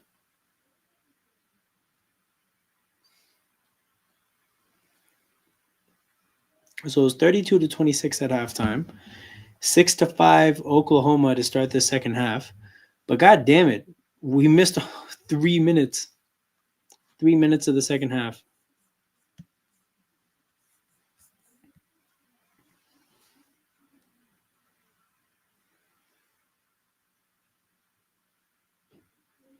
Oh, UConn gets the steal, but then they turn it over immediately. But then they turn it over again. Back to back to back turnovers. 3 turnovers in like 7 seconds. Crazy.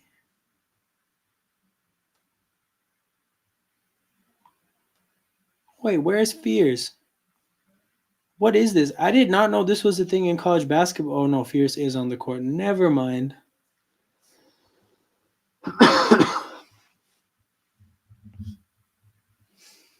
Hold on. When does the third round of the tournament happen? What days? Because I know the weekend is the round of 32.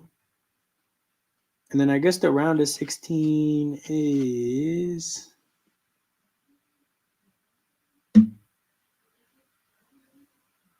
Okay, hold on. The 28th and the 27th. Those days are.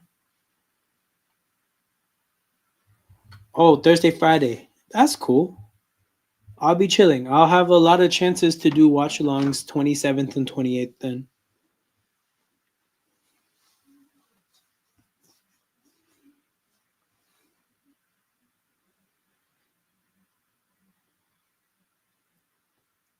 Damn.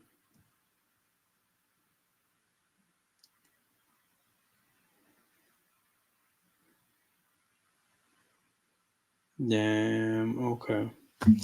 Man, this is whack. When are the big guns gonna check it this game? Bring back McNeeley. And bring back number 5 for UConn. You know what? We're going back to Michigan State. It's officially Jace Watch. Damn, it's a commercial on that channel too. Okay, what about the women's game? UCLA is beating Southern's ass. You know what? Let me check the schedule out then, because the hope is that eventually UConn and USC play each other. Women's March Madness bracket.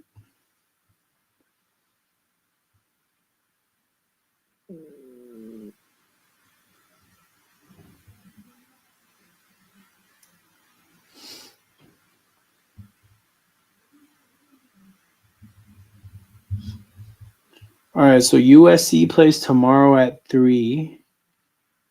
UConn. Where the hell is UConn?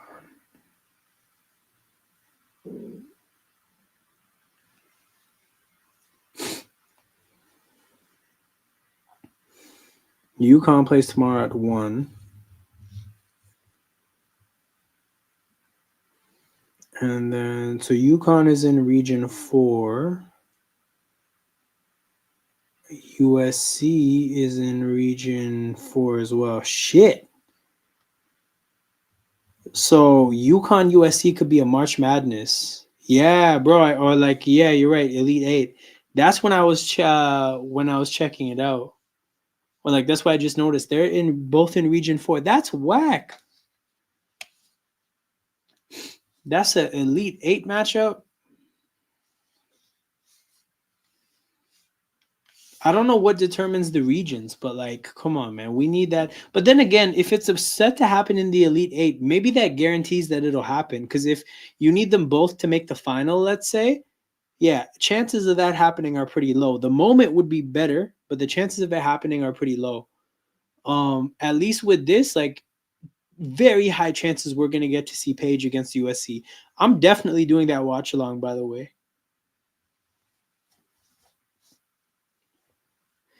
I also started a my GM save on 2K last night, and I need your blessing to try to roll with the starting 5 of Quickly, Sexton, Wiggins, Bam, Kessler, middest of mids. Hold on. You started a my GM. Who did you start with? Did you draft this team? Like, is this a fantasy draft?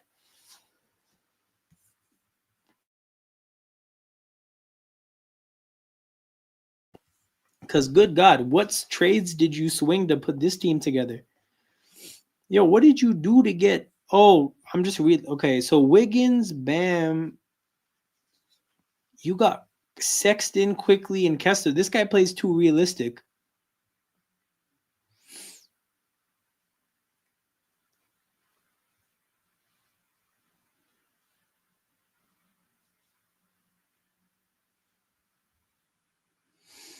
I mean, hold on. They played last year, right?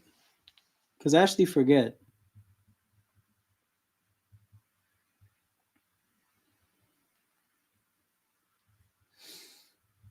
Yeah, the Elite Eight matchup. Because I feel like it kind of killed the rest of the tournament, right? Like the anticipation is dead. That is a good point. Yeah, they played in the Elite Eight. Once that game is done, it kind of feels like the tournament is done.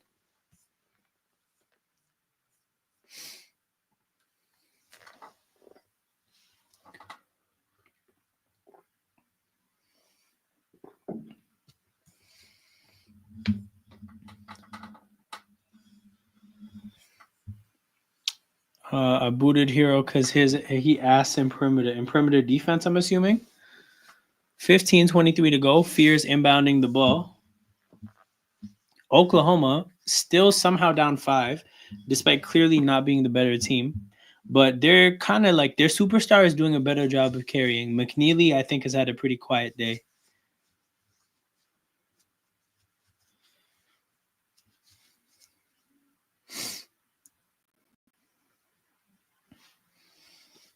I mean, for what it's worth, man, Bam and Kessler, that must be like a lockdown. Like in terms of defensive front court players, that shit must be locked down.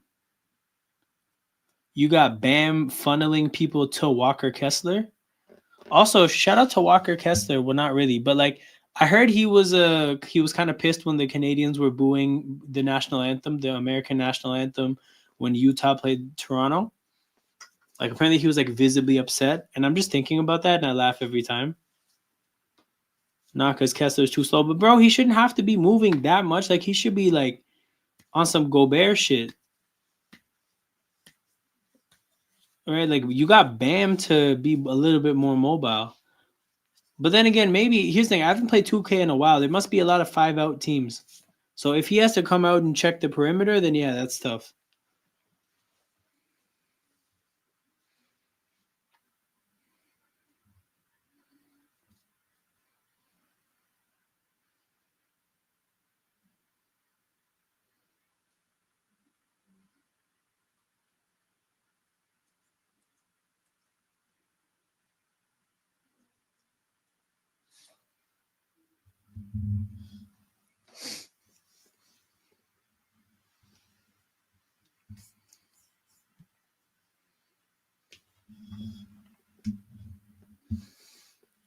Scoring drought. Oklahoma hasn't scored in the last 3 minutes. They've had like 3 different scoring droughts in this game, and now they took Fears out.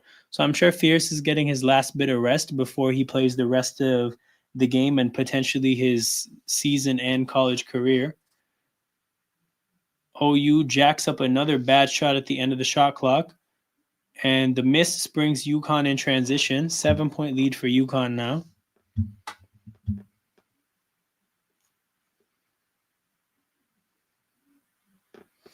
Spears hasn't found his rhythm at all. Yeah, he started out with maybe I think 6 of the first 8 points, and since then I think UConn's done a good job of like throwing bodies at him so that he can't really get into a rhythm.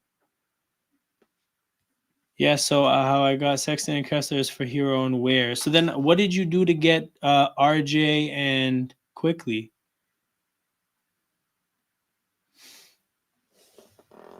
Was that Jimmy? Like, is this up-to-date rosters? Ooh, offensive foul on the bully, number 5, Reed.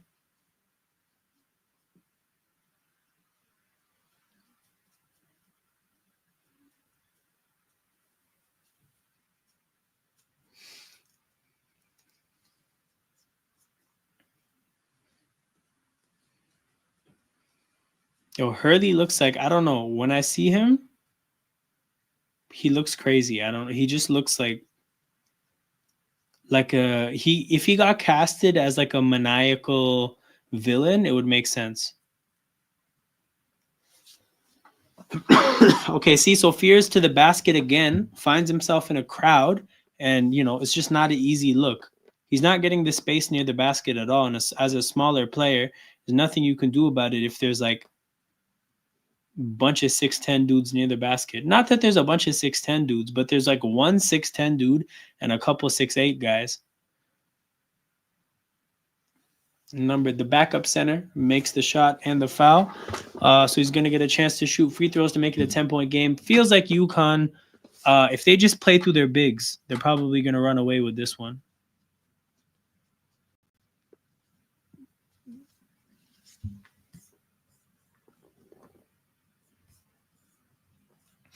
Okay, I will say this, though, having watched this game, if we get either Fears or McNeeley, I will not be thrilled. Yeah, I'll just say that.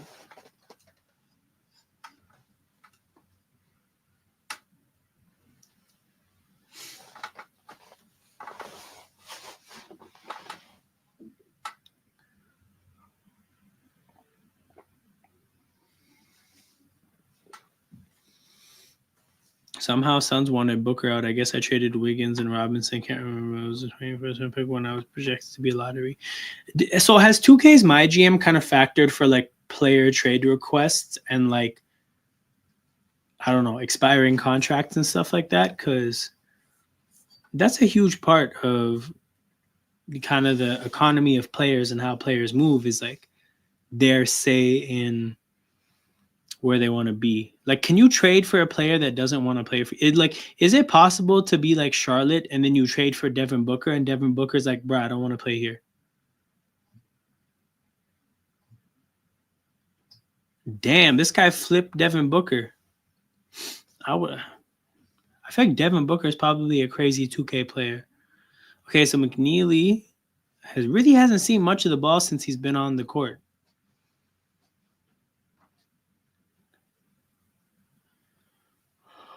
All the actions to the other side of the court. McNeeley gets the ball in the middle around the free throw line, and a foul is called.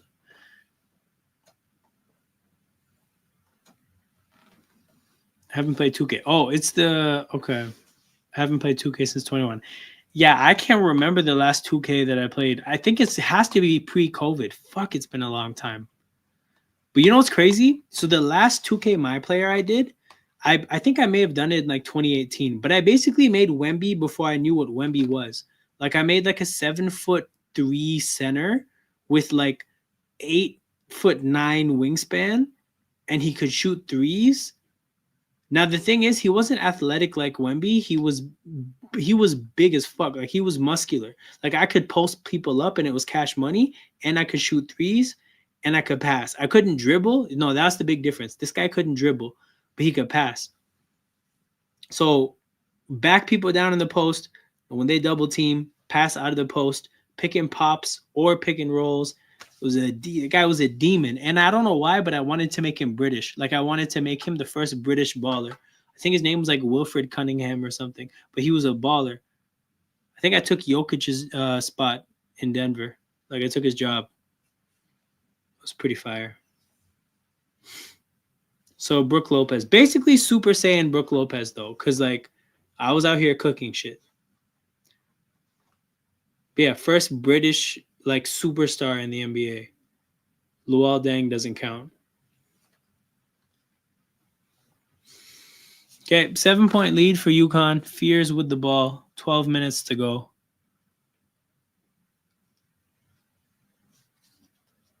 I feel like Fears' defender is like 4 inches taller than him. That's going to make life hard for him. So he's going to need his teammates to get some buckets. Brother, he literally like South Sudan is definitely claiming that. Forget what all you guys have to say. That man is getting claimed by South Sudan. But shout out to the 9 people watching live. Make sure you guys hit the like button and subscribe to the channel. We got March Madness, lottery prospect scout alongs that we're going to be doing all throughout March Madness. I think there's going to be between 2 to 3 of them this weekend. So make sure you guys hit the like button and subscribe to the channel. We are out here. This one's been fun. First March Madness watch along. We got Oklahoma, UConn. We did Michigan State and Bryant at halftime to watch Jace Richardson. But yeah, we're gonna finish this game up, end the stream, and then we'll be back tomorrow. I think for BYU, we're gonna watch Igor Demon tomorrow. We got Igor Demon watch tomorrow, and then on Sunday, it's Duke against Baylor. That's the big one, bro. We got Edgecombe, Maluwach, Knipple, and Cooper Flag.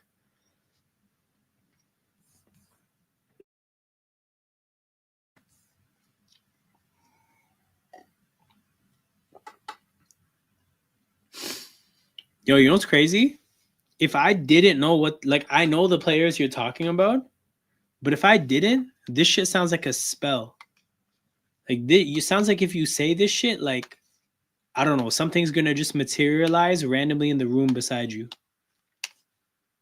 Ooh, Oklahoma in transition, and they miss it somehow again. This team, for a basketball team, they're sure pretty shit at putting the basketball in the basket for a basketball team on a basketball court in a basketball tournament with basketball jerseys on. My goodness, man, what is Oklahoma shooting?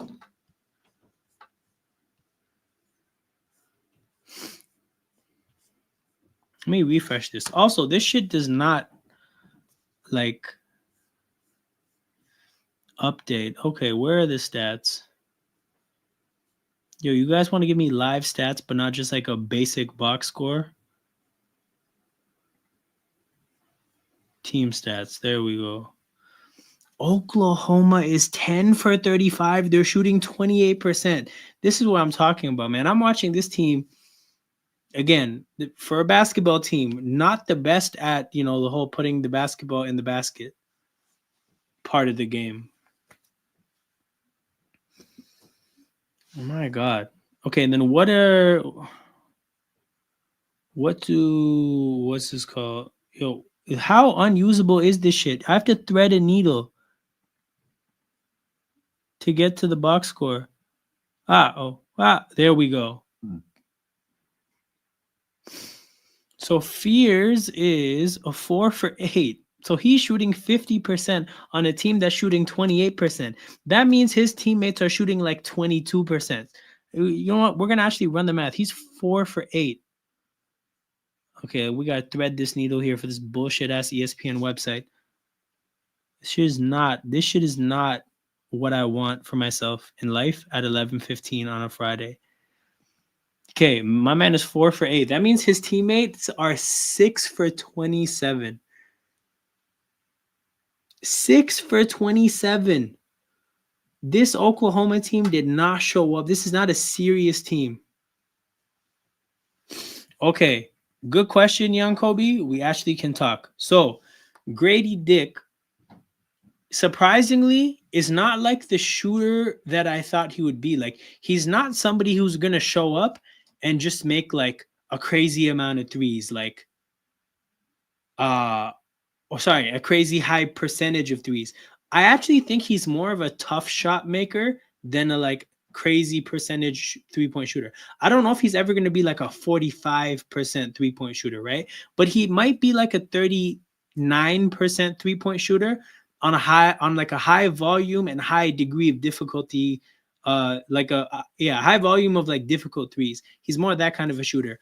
In terms of him as a player as a whole, I think the tricky thing for him is that when you're, and actually oddly enough, it came up when I was talking about McNeeley. When you're a shooter like that at the college level and your team's whole existence is let's feed this guy as many looks as we can possibly feed him, and you get a chance to get a high volume of the kind of threes that you like, and you just get to basically shoot through when you don't have it going, that's great. And it shows what you can do in terms of making shots. But like in the NBA, it'll never work that way. It'll never happen to where the Raptors are going to be like, hey, Grady's missed 3 threes. So let's draw up a bunch of more plays for him so he can make some threes and get his confidence back. That's not really how the NBA works. So when his threes aren't falling, does he have a sufficient enough of a game around that to be effective? Truthfully, that part of his game is really inconsistent, right? The defense is not good. The driving is okay sometimes, not good enough other times. The off-ball cuts, they're solid. He can't quite really put the ball on the floor because the handle isn't there yet. Like, I just honestly, I don't think Grady's going to end up being a starter. Like, I think he's going to be a quality bench player, and then he might turn into a starter. But like, you know what? It's weird. I feel like if he ends up becoming a starter, he's going to be good because, like I said, like then you're going to get more of a license to shoot. So it'll be like, if you can just get to the point of shooting like 8 threes a game, it won't be that hard to jump from 8 to 10 because you're getting a high volume. The plays are being drawn up for you. Like you can just keep shooting. But it'll just be hard to even get in that direction because, yeah, he doesn't shoot threes well enough to command that type of volume yet. So yeah, all things considered, I think we took him like 13th in the draft, late lottery. We definitely got a good player, but yeah, I don't know if he's going to be anything special. McNeeley misses a 3. Yo, UConn is only up 2 against a team that can't shoot a basketball.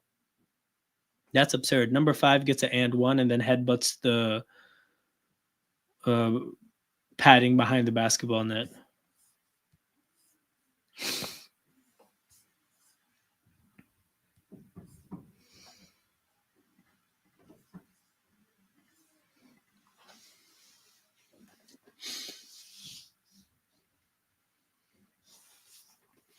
Okay, I gotta look up this Reed guy on UConn because is he good or not?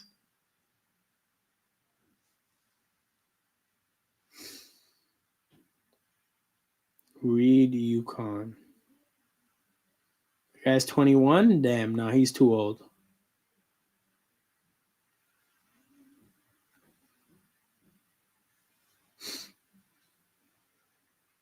That's a Euro big. And one for Oklahoma. Wagyu, no beef.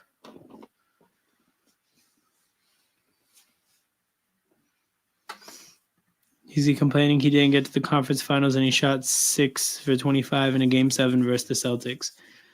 That's the thing about perimeter shooting as a whole, is that it's never going to be consistent. It's inherently going to be an up and down thing. So if you're, you cannot build a superstar caliber, like you cannot build a superstar on only 3-point shooting. Like Steph became a demon when really he got a driving game going. Like when he became lethal going to the basket, that's when he became a demon. Like you have to have you have to have more of a around the rim kind of a game to give yourself a floor, because that type of stuff can be consistent. 3-point shooting is always going to come and go. But yeah, true. It's specific to what you're talking about. But I'm more just talking about Grady.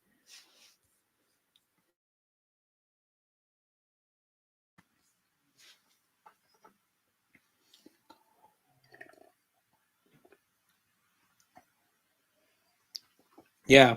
UConn, another bad possession, another bad shot generated. Wagyu beef gets another bucket, and it's a 1-point game. OU is back in the game.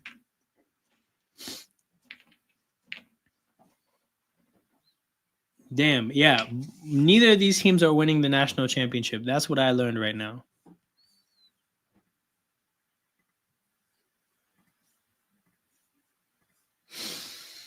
I'm on 2K. PG shot 10 for 45. Oh, yeah. You guys know that Paul George is like, I think he's second all time on the list of playoff games shooting under 25%.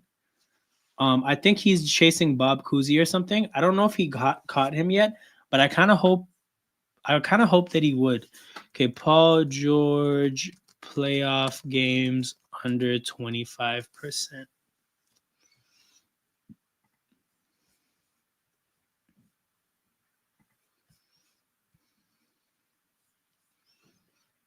Yeah, he has 15 games in the playoffs, shooting less than 25%. He's the first player to shoot under 25% in 3 straight playoff games since Bob Cousy. I think he's chasing Bob Cousy as well. Okay, I found this. He was third all time.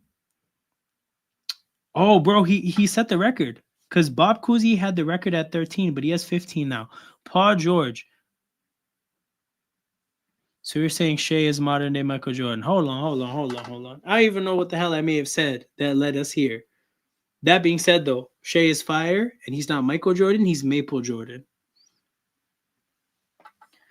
He may not be able to make it to another playoffs in his career. Yeah, but PG already got the record, man. Greatest ass playoff performer ever. Gave Bob Cousy a run for his money.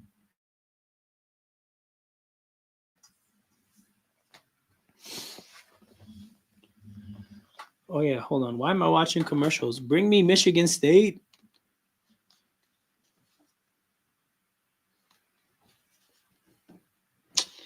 Commercials in that game too, man. What the hell?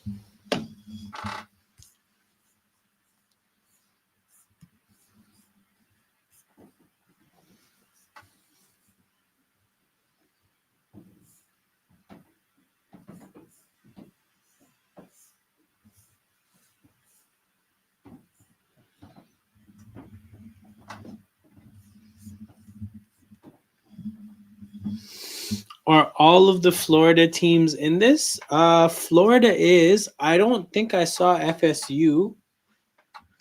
But bro, there's a lot of Florida teams, because like, oh, Miami, I don't think so. Nah, bro, I think Florida is the main one. The Gators. Oklahoma's on a 13-5 run in the last 321. They scored 13 in 3 minutes. That's remarkable. That's a remarkable, man. They got 10 minutes left. It's an even game. They fought back. I'm trying to see Fears do some fearless shit.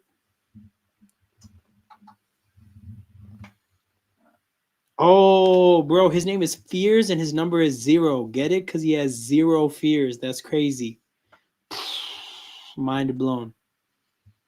Because if his name was One Fears, that wouldn't make sense. Because like the name is Fears, as in multiple fears, right? Like you couldn't have singular fears plural.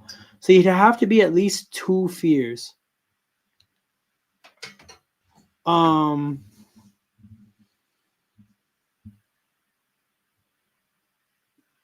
So yeah, I mean, I guess 0 works the best though. Because then if you're saying you have 2 fears, I mean that's a lot of weakness for a competitive sport.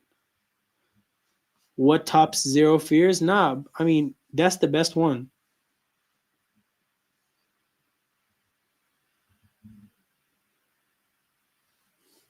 If there's a player named 0 fucks, I mean I'm sure there's a 0 love somewhere. Because like love 0 tennis, but like I'm trying to think of the other ones.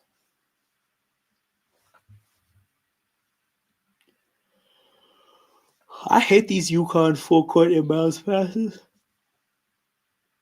I don't know why. They just kind of suck.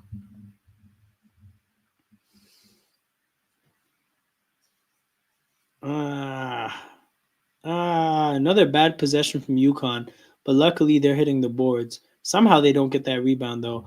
Oklahoma with the ball and a chance to get what was probably their first lead of the game. Give it to Fears. Do some fearless shit. Ball in Fears' hands. Goes around the screen. Finds a wide open Wagyu who smokes the look. He couldn't catch the ball. Misses the layup. Gets his own rebound and then gets an and one, bro. What the hell is happening? What the hell is happening? First lead of the night for Oklahoma.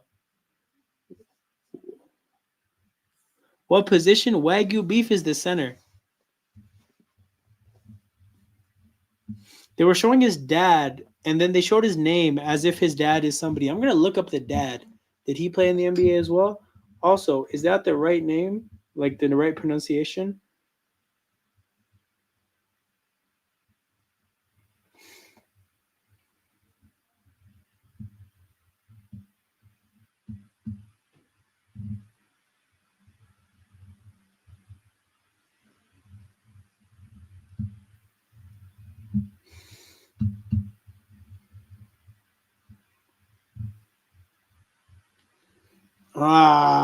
Just after the lead, UConn makes a deep 2, I guess. I thought they made a 3. And Wagyu is down. Oh, Fears, he's a point guard. He's a point guard. He's a smaller guard too. I think he's like 6'2", 6'3". Um, I heard somebody compare him to Kyrie Irving.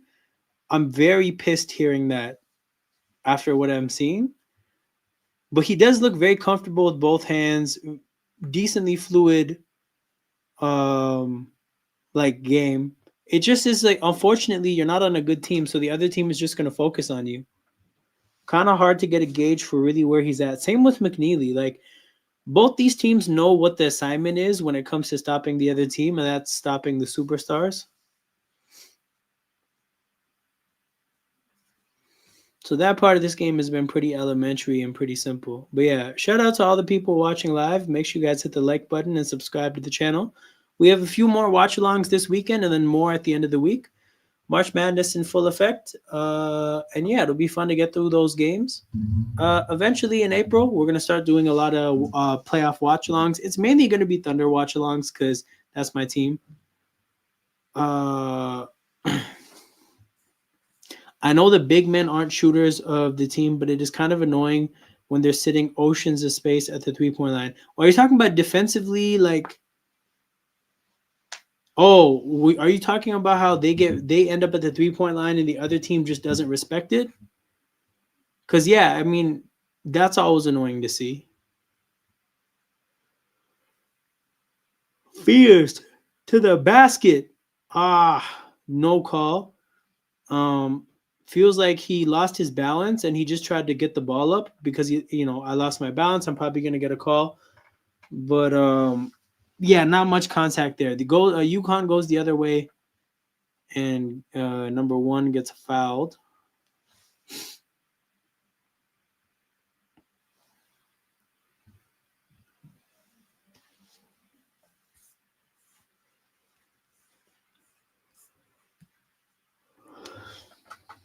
Oh, this guy's name is Solo Ball. That's a hell of a name. And his name is his number is 1. Solo Ball number 1.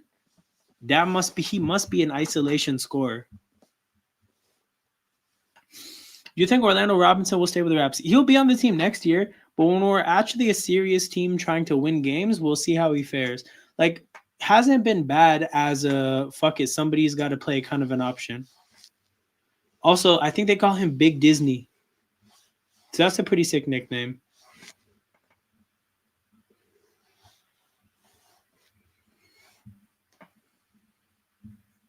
Oh my god, bad turnover by Oklahoma. UConn goes the other way. Solo ball. The fourth ball, brother. Kicks it to somebody else. Damn, this guy loves the ball, man. He had it for like 10 seconds in a row. Misses a shot, gets the rebound. Yikes. Ooh, post game by UConn. That guy looks like a 3, but he had a good post game there. Caravan should have.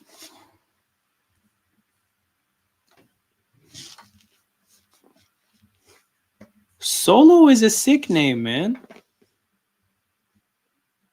Solo's like a nickname, but it's a name. Oh, 3-point shot by Fears. Steps into a big 3. He said, fuck it, I can't get anything going at the rim. May as well get this 3 up.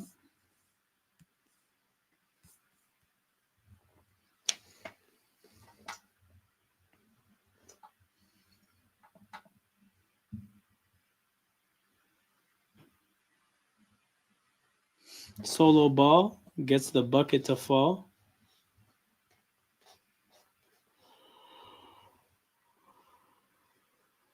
Refresh that shit on your screen. Fair enough, bro. You know what? I don't even have to refresh it. I just have to go. Like, I have to put it as the, like, I guess, like, I have to just put my mouse in front of the screen and it automatically updates. Thank you for letting me know, though, because that happens a lot. 54-52.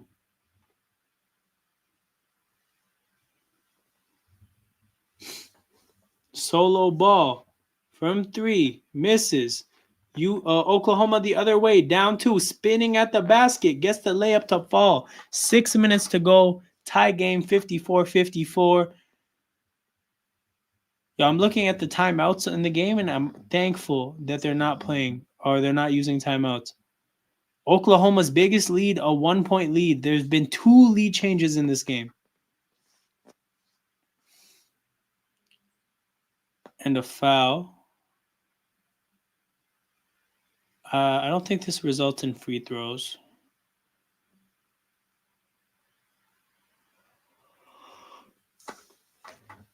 Oh yeah, they're going to commercial, so I'm going to watch Jason. Yo, every time I go to this Michigan State game, it's a commercial. Come on, man.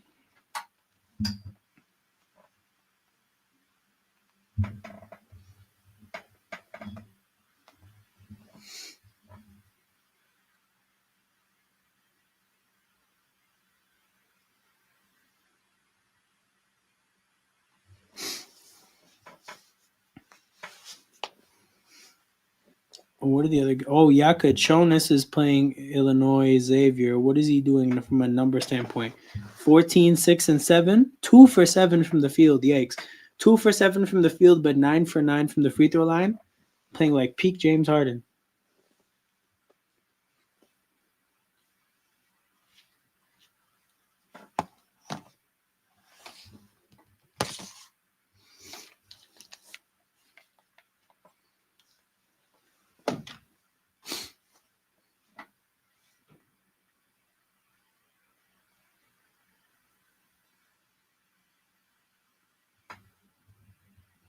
Damn, Michigan State pulled ahead by like 9.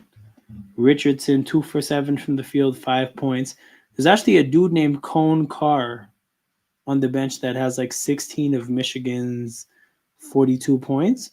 Why does that name sound familiar, though? Let me look up this Cohen Carr guy.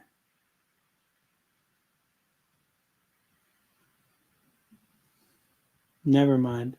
Thought maybe he was on another school the year before, but it's not this guy.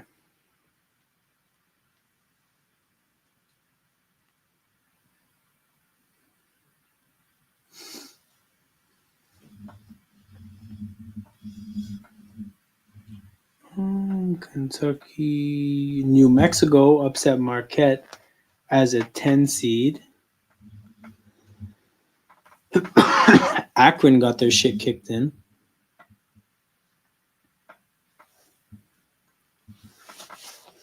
Does Cleveland have injuries? Why are they getting their shit kicked in as of late?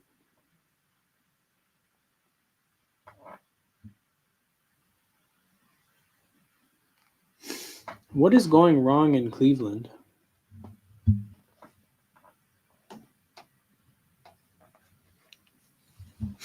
All right, we're back from the commercial. 54-54. Oklahoma's brought up their field goal percentage from 28 to 36. So that's good for them. They need it desperately.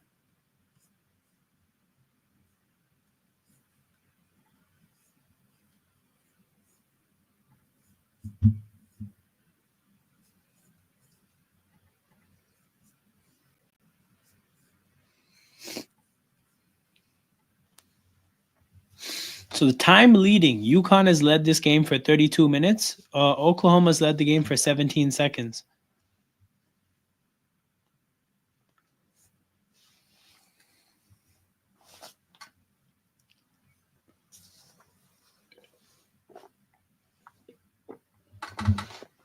Free throws for solo ball. Both teams are in the bonus. Solo ball makes the first one.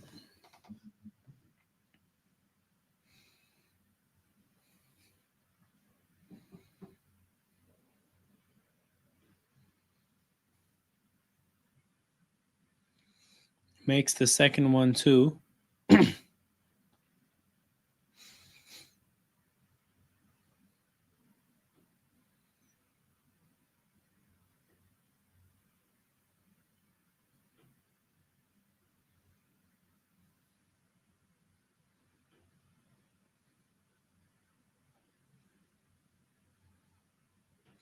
Fears finally gets the ball. Fears, double team, fights past one defender, step back from the mid-range, doesn't fall. McNeeley with the rebound.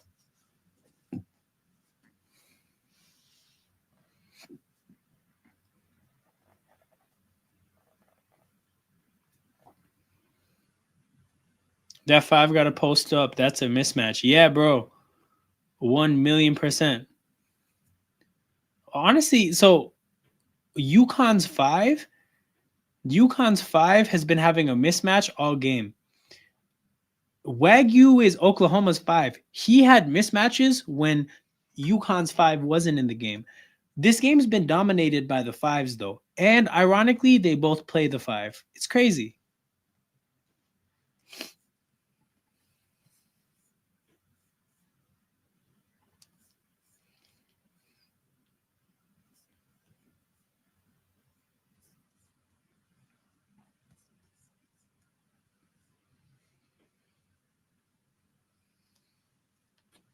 So we got free throws for Caraban.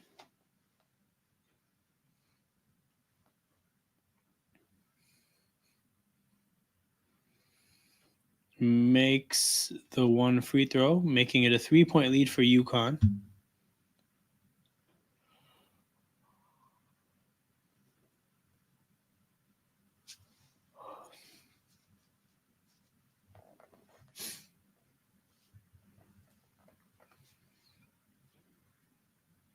Fears gets the ball back. Fears gets into the lane, draws contact, gets the and one, but they're not giving him the continuation. It will be free throws. but did a good job of getting some contact, playing through it, and then still being able to make the shot. Good balance there from Fears. But yeah, the reach was definitely before he gathered. It's going to be free throws regardless, though. So 2 shots for Jeremiah Fears, 85% free throw shooter. Makes the first one.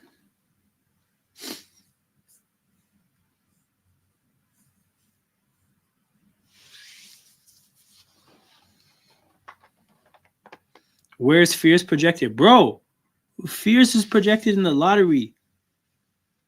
I saw him mock like 5 to the Raptors. Here, let's look up this mock draft here. Oh, so look what the latest Tankathon mock draft has Fears number 8 to Miami. Ironic that you asked that question, and this is the mock draft I had open.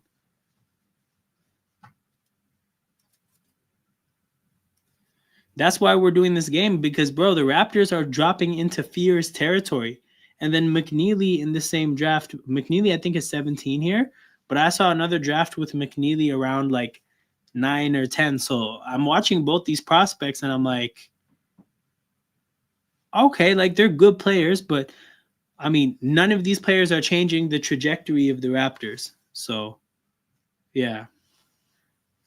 But you know what it is, General? After the top like 4 or 5, there's a clusterfuck of players. Like the next 15 players, there's a ton of debate. So like I've seen Fears go like 15 or 16, but I've seen a lot of Fears 6 to 9. Seen a lot of that. Yeah, he's solid. Like he's solid. It's just nothing earth-shattering.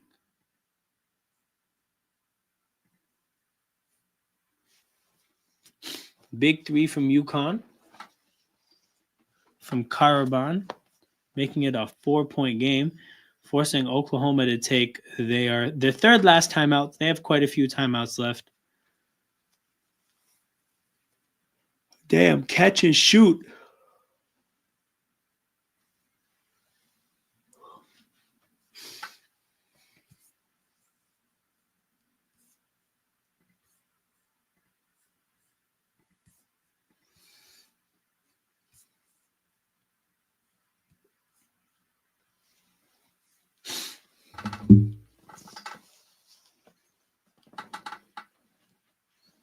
Yeah, I know these last 3 minutes are going to take time. But yeah, back to these mock drafts. Let me see if I can find the Wasserman one, because this dude, I don't know who this guy is, but he's been doing mock drafts for like Bleacher Report and NBA.com. So it's like, who is this guy? So as of 3 days ago, his latest mock draft pre-March Madness, where does he have Fears? I think he had Fears like irredeemably high. No, that was Trey Johnson. I thought that was high too. Well, he had Jace Richardson 8, who we watched in the Michigan State game. Fears number 9 to San Antonio. See, so Fears is playing the best ball at the right time, having scored at least 28 points in 3 of the 4 games heading into March Madness. A shaky jumper at 18 years old has made it tough for him to consistently score with efficiency. We're seeing that today. But he still possesses obvious shot-making skill/confidence, and his ability to create, get to spots, draw fouls, and improvise in the paint has been reliable. NBA teams will value how effective his ball handling and burst are. That's definitely the case. For breaking down defenses and putting pressure on the rim, he'll draw interest from lottery teams that covet more creation and speed and ultimately see upside in the flashes of 3-level shot making. So that's the other thing to keep in mind, is that Fierce is 18, so literally a baby. And that's a part of why the game, there's a little bit of lack of development here. And then where's McNeeley for this guy? McNeeley has him... Oh, he has McNeeley number 14. Clear picture of how they think Liam McNeely's shooting and secondary ball handling will fit at the next level. The athletic and defensive limitations make it difficult to envision a star caliber upside, and he'll need to grow his pull-up game to pose more of a threat offensively, but he should earn the plug-and-play label with a strong catch-and-shoot game, a comfort level capitalizing off the ball, and a good feel for making reads and drives in ball screen situations. Yeah, I'm agreeing with the scouting report for Fears and McNeeley by this guy. Jace Richardson, 38 points, 7 threes in 2 Big Ten tournament games. It's been clear by the month that he offers more creativity than the early numbers suggest. While he's been incredibly efficient off the ball, he's also been one of the nation's most efficient ball screen scorers thanks to his feel on drives, elite finishing, blah, blah, blah. Some teams have a difficulty seeing the upside in a 6'3" guard who's not known for playmaking. That I definitely understand.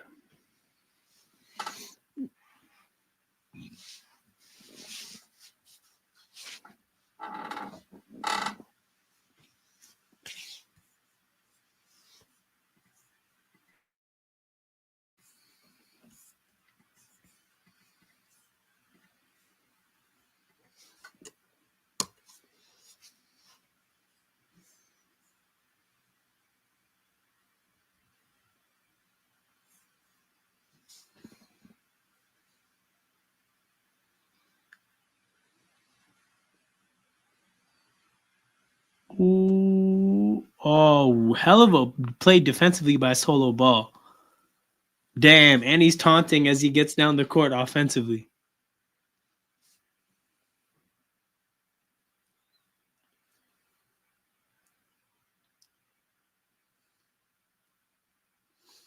Oh, Caraban misses. The big man gets the offensive rebound. The putback, it's a 6-point game. Yeah, Tyrus Reed. Oh, hell of a play there by Oklahoma. Easy opportunity to score. Quick passing opens up the easy layup, so they get those 2 points right back. 4-point game again, 62-58, 2:30 to go.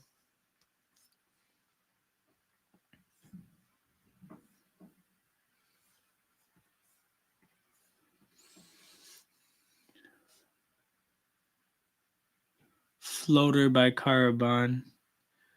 And UConn's execution in these big moments has been impressive. It feels like they're playing their best offensive ball, not just from a shot making standpoint, but a shot generating standpoint as well. Fears to the basket, smokes a layup. Fortunately, Wagyu gets the offensive rebound there. But yeah, Fears got to the rim, and I thought that he did a little bit too much to use the rim to guard like the ball from getting blocked. I feel like the thought of getting blocked was in his head a little bit too much here. Like, actually, you know what? He had to contort his body a little bit weird to get by the guy. So that made the layup look awkward. I thought he was trying to stop from getting blocked so far after getting past the defender, but I guess not. Number 2 misses from the corner, and UConn gets the rebound, up 6, under 2 minutes to go. Looks like they're going to see this one out.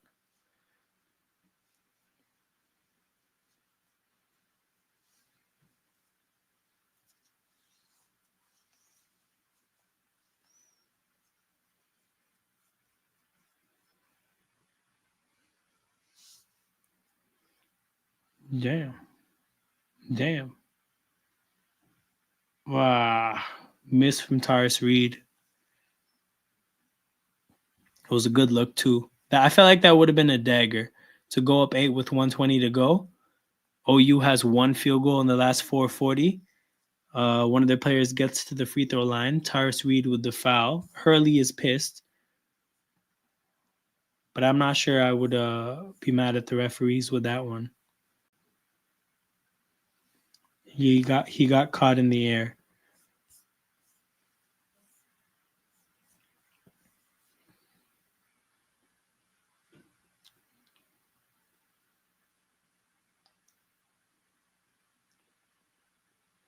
OU misses the first free throw. I'm sure that guy's yelling "ball don't lie."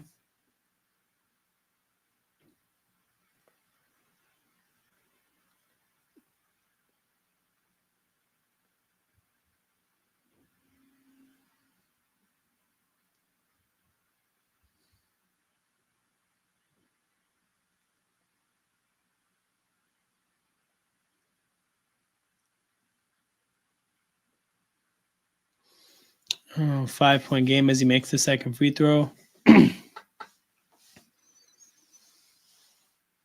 So Tyrus Reed is 1 foul away from fouling out. Bro, for real. They just started executing out of nowhere. It's been a fucking shit show up until this point from an execution standpoint. Solo Ball, I think, is the one that's really picked things up. Taurus Reed has had it going all game. McNeeley hasn't had it going all game, but Solo Ball is the one that picked it up.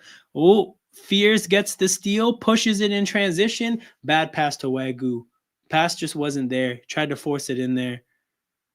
Good job to get the steal.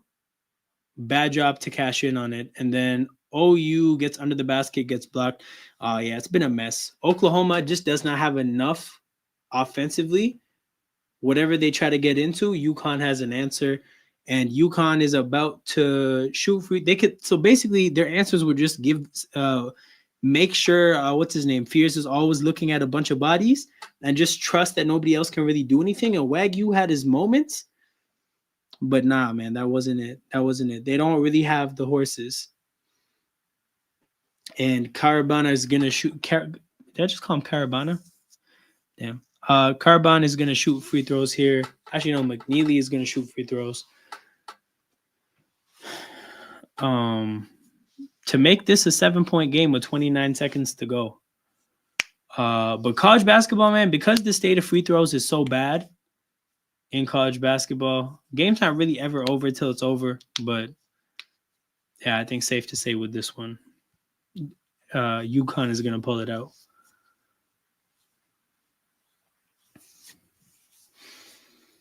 And McNeeley makes both free throws. It's a 7-point game, 29.2 seconds to go.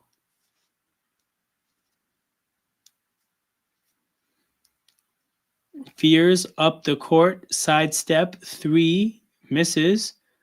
And the rebound ends up in Caravan's hands, and he is going to shoot free throws with 19 seconds to go. And this game is about to be over shortly. Like I said, people, tomorrow we're gonna watch BYU at like 7:30. Igor Demon will be here. We'll be playing, and we will be here. And then Sunday, Duke and Baylor. That's the big one. Take care, young Kobe. Good to see you. It's been a minute. Hope you're doing well. We're gonna get out of here as well. Shout out to everybody watching. Make sure you guys hit the like button and subscribe to the channel. Toronto Hoop Talk. We're gonna be here next couple days. We're gonna be here Thursday, Friday as well. And I hope to see you guys here with me. So you guys have a good night. Take care. I'm out. See you tomorrow.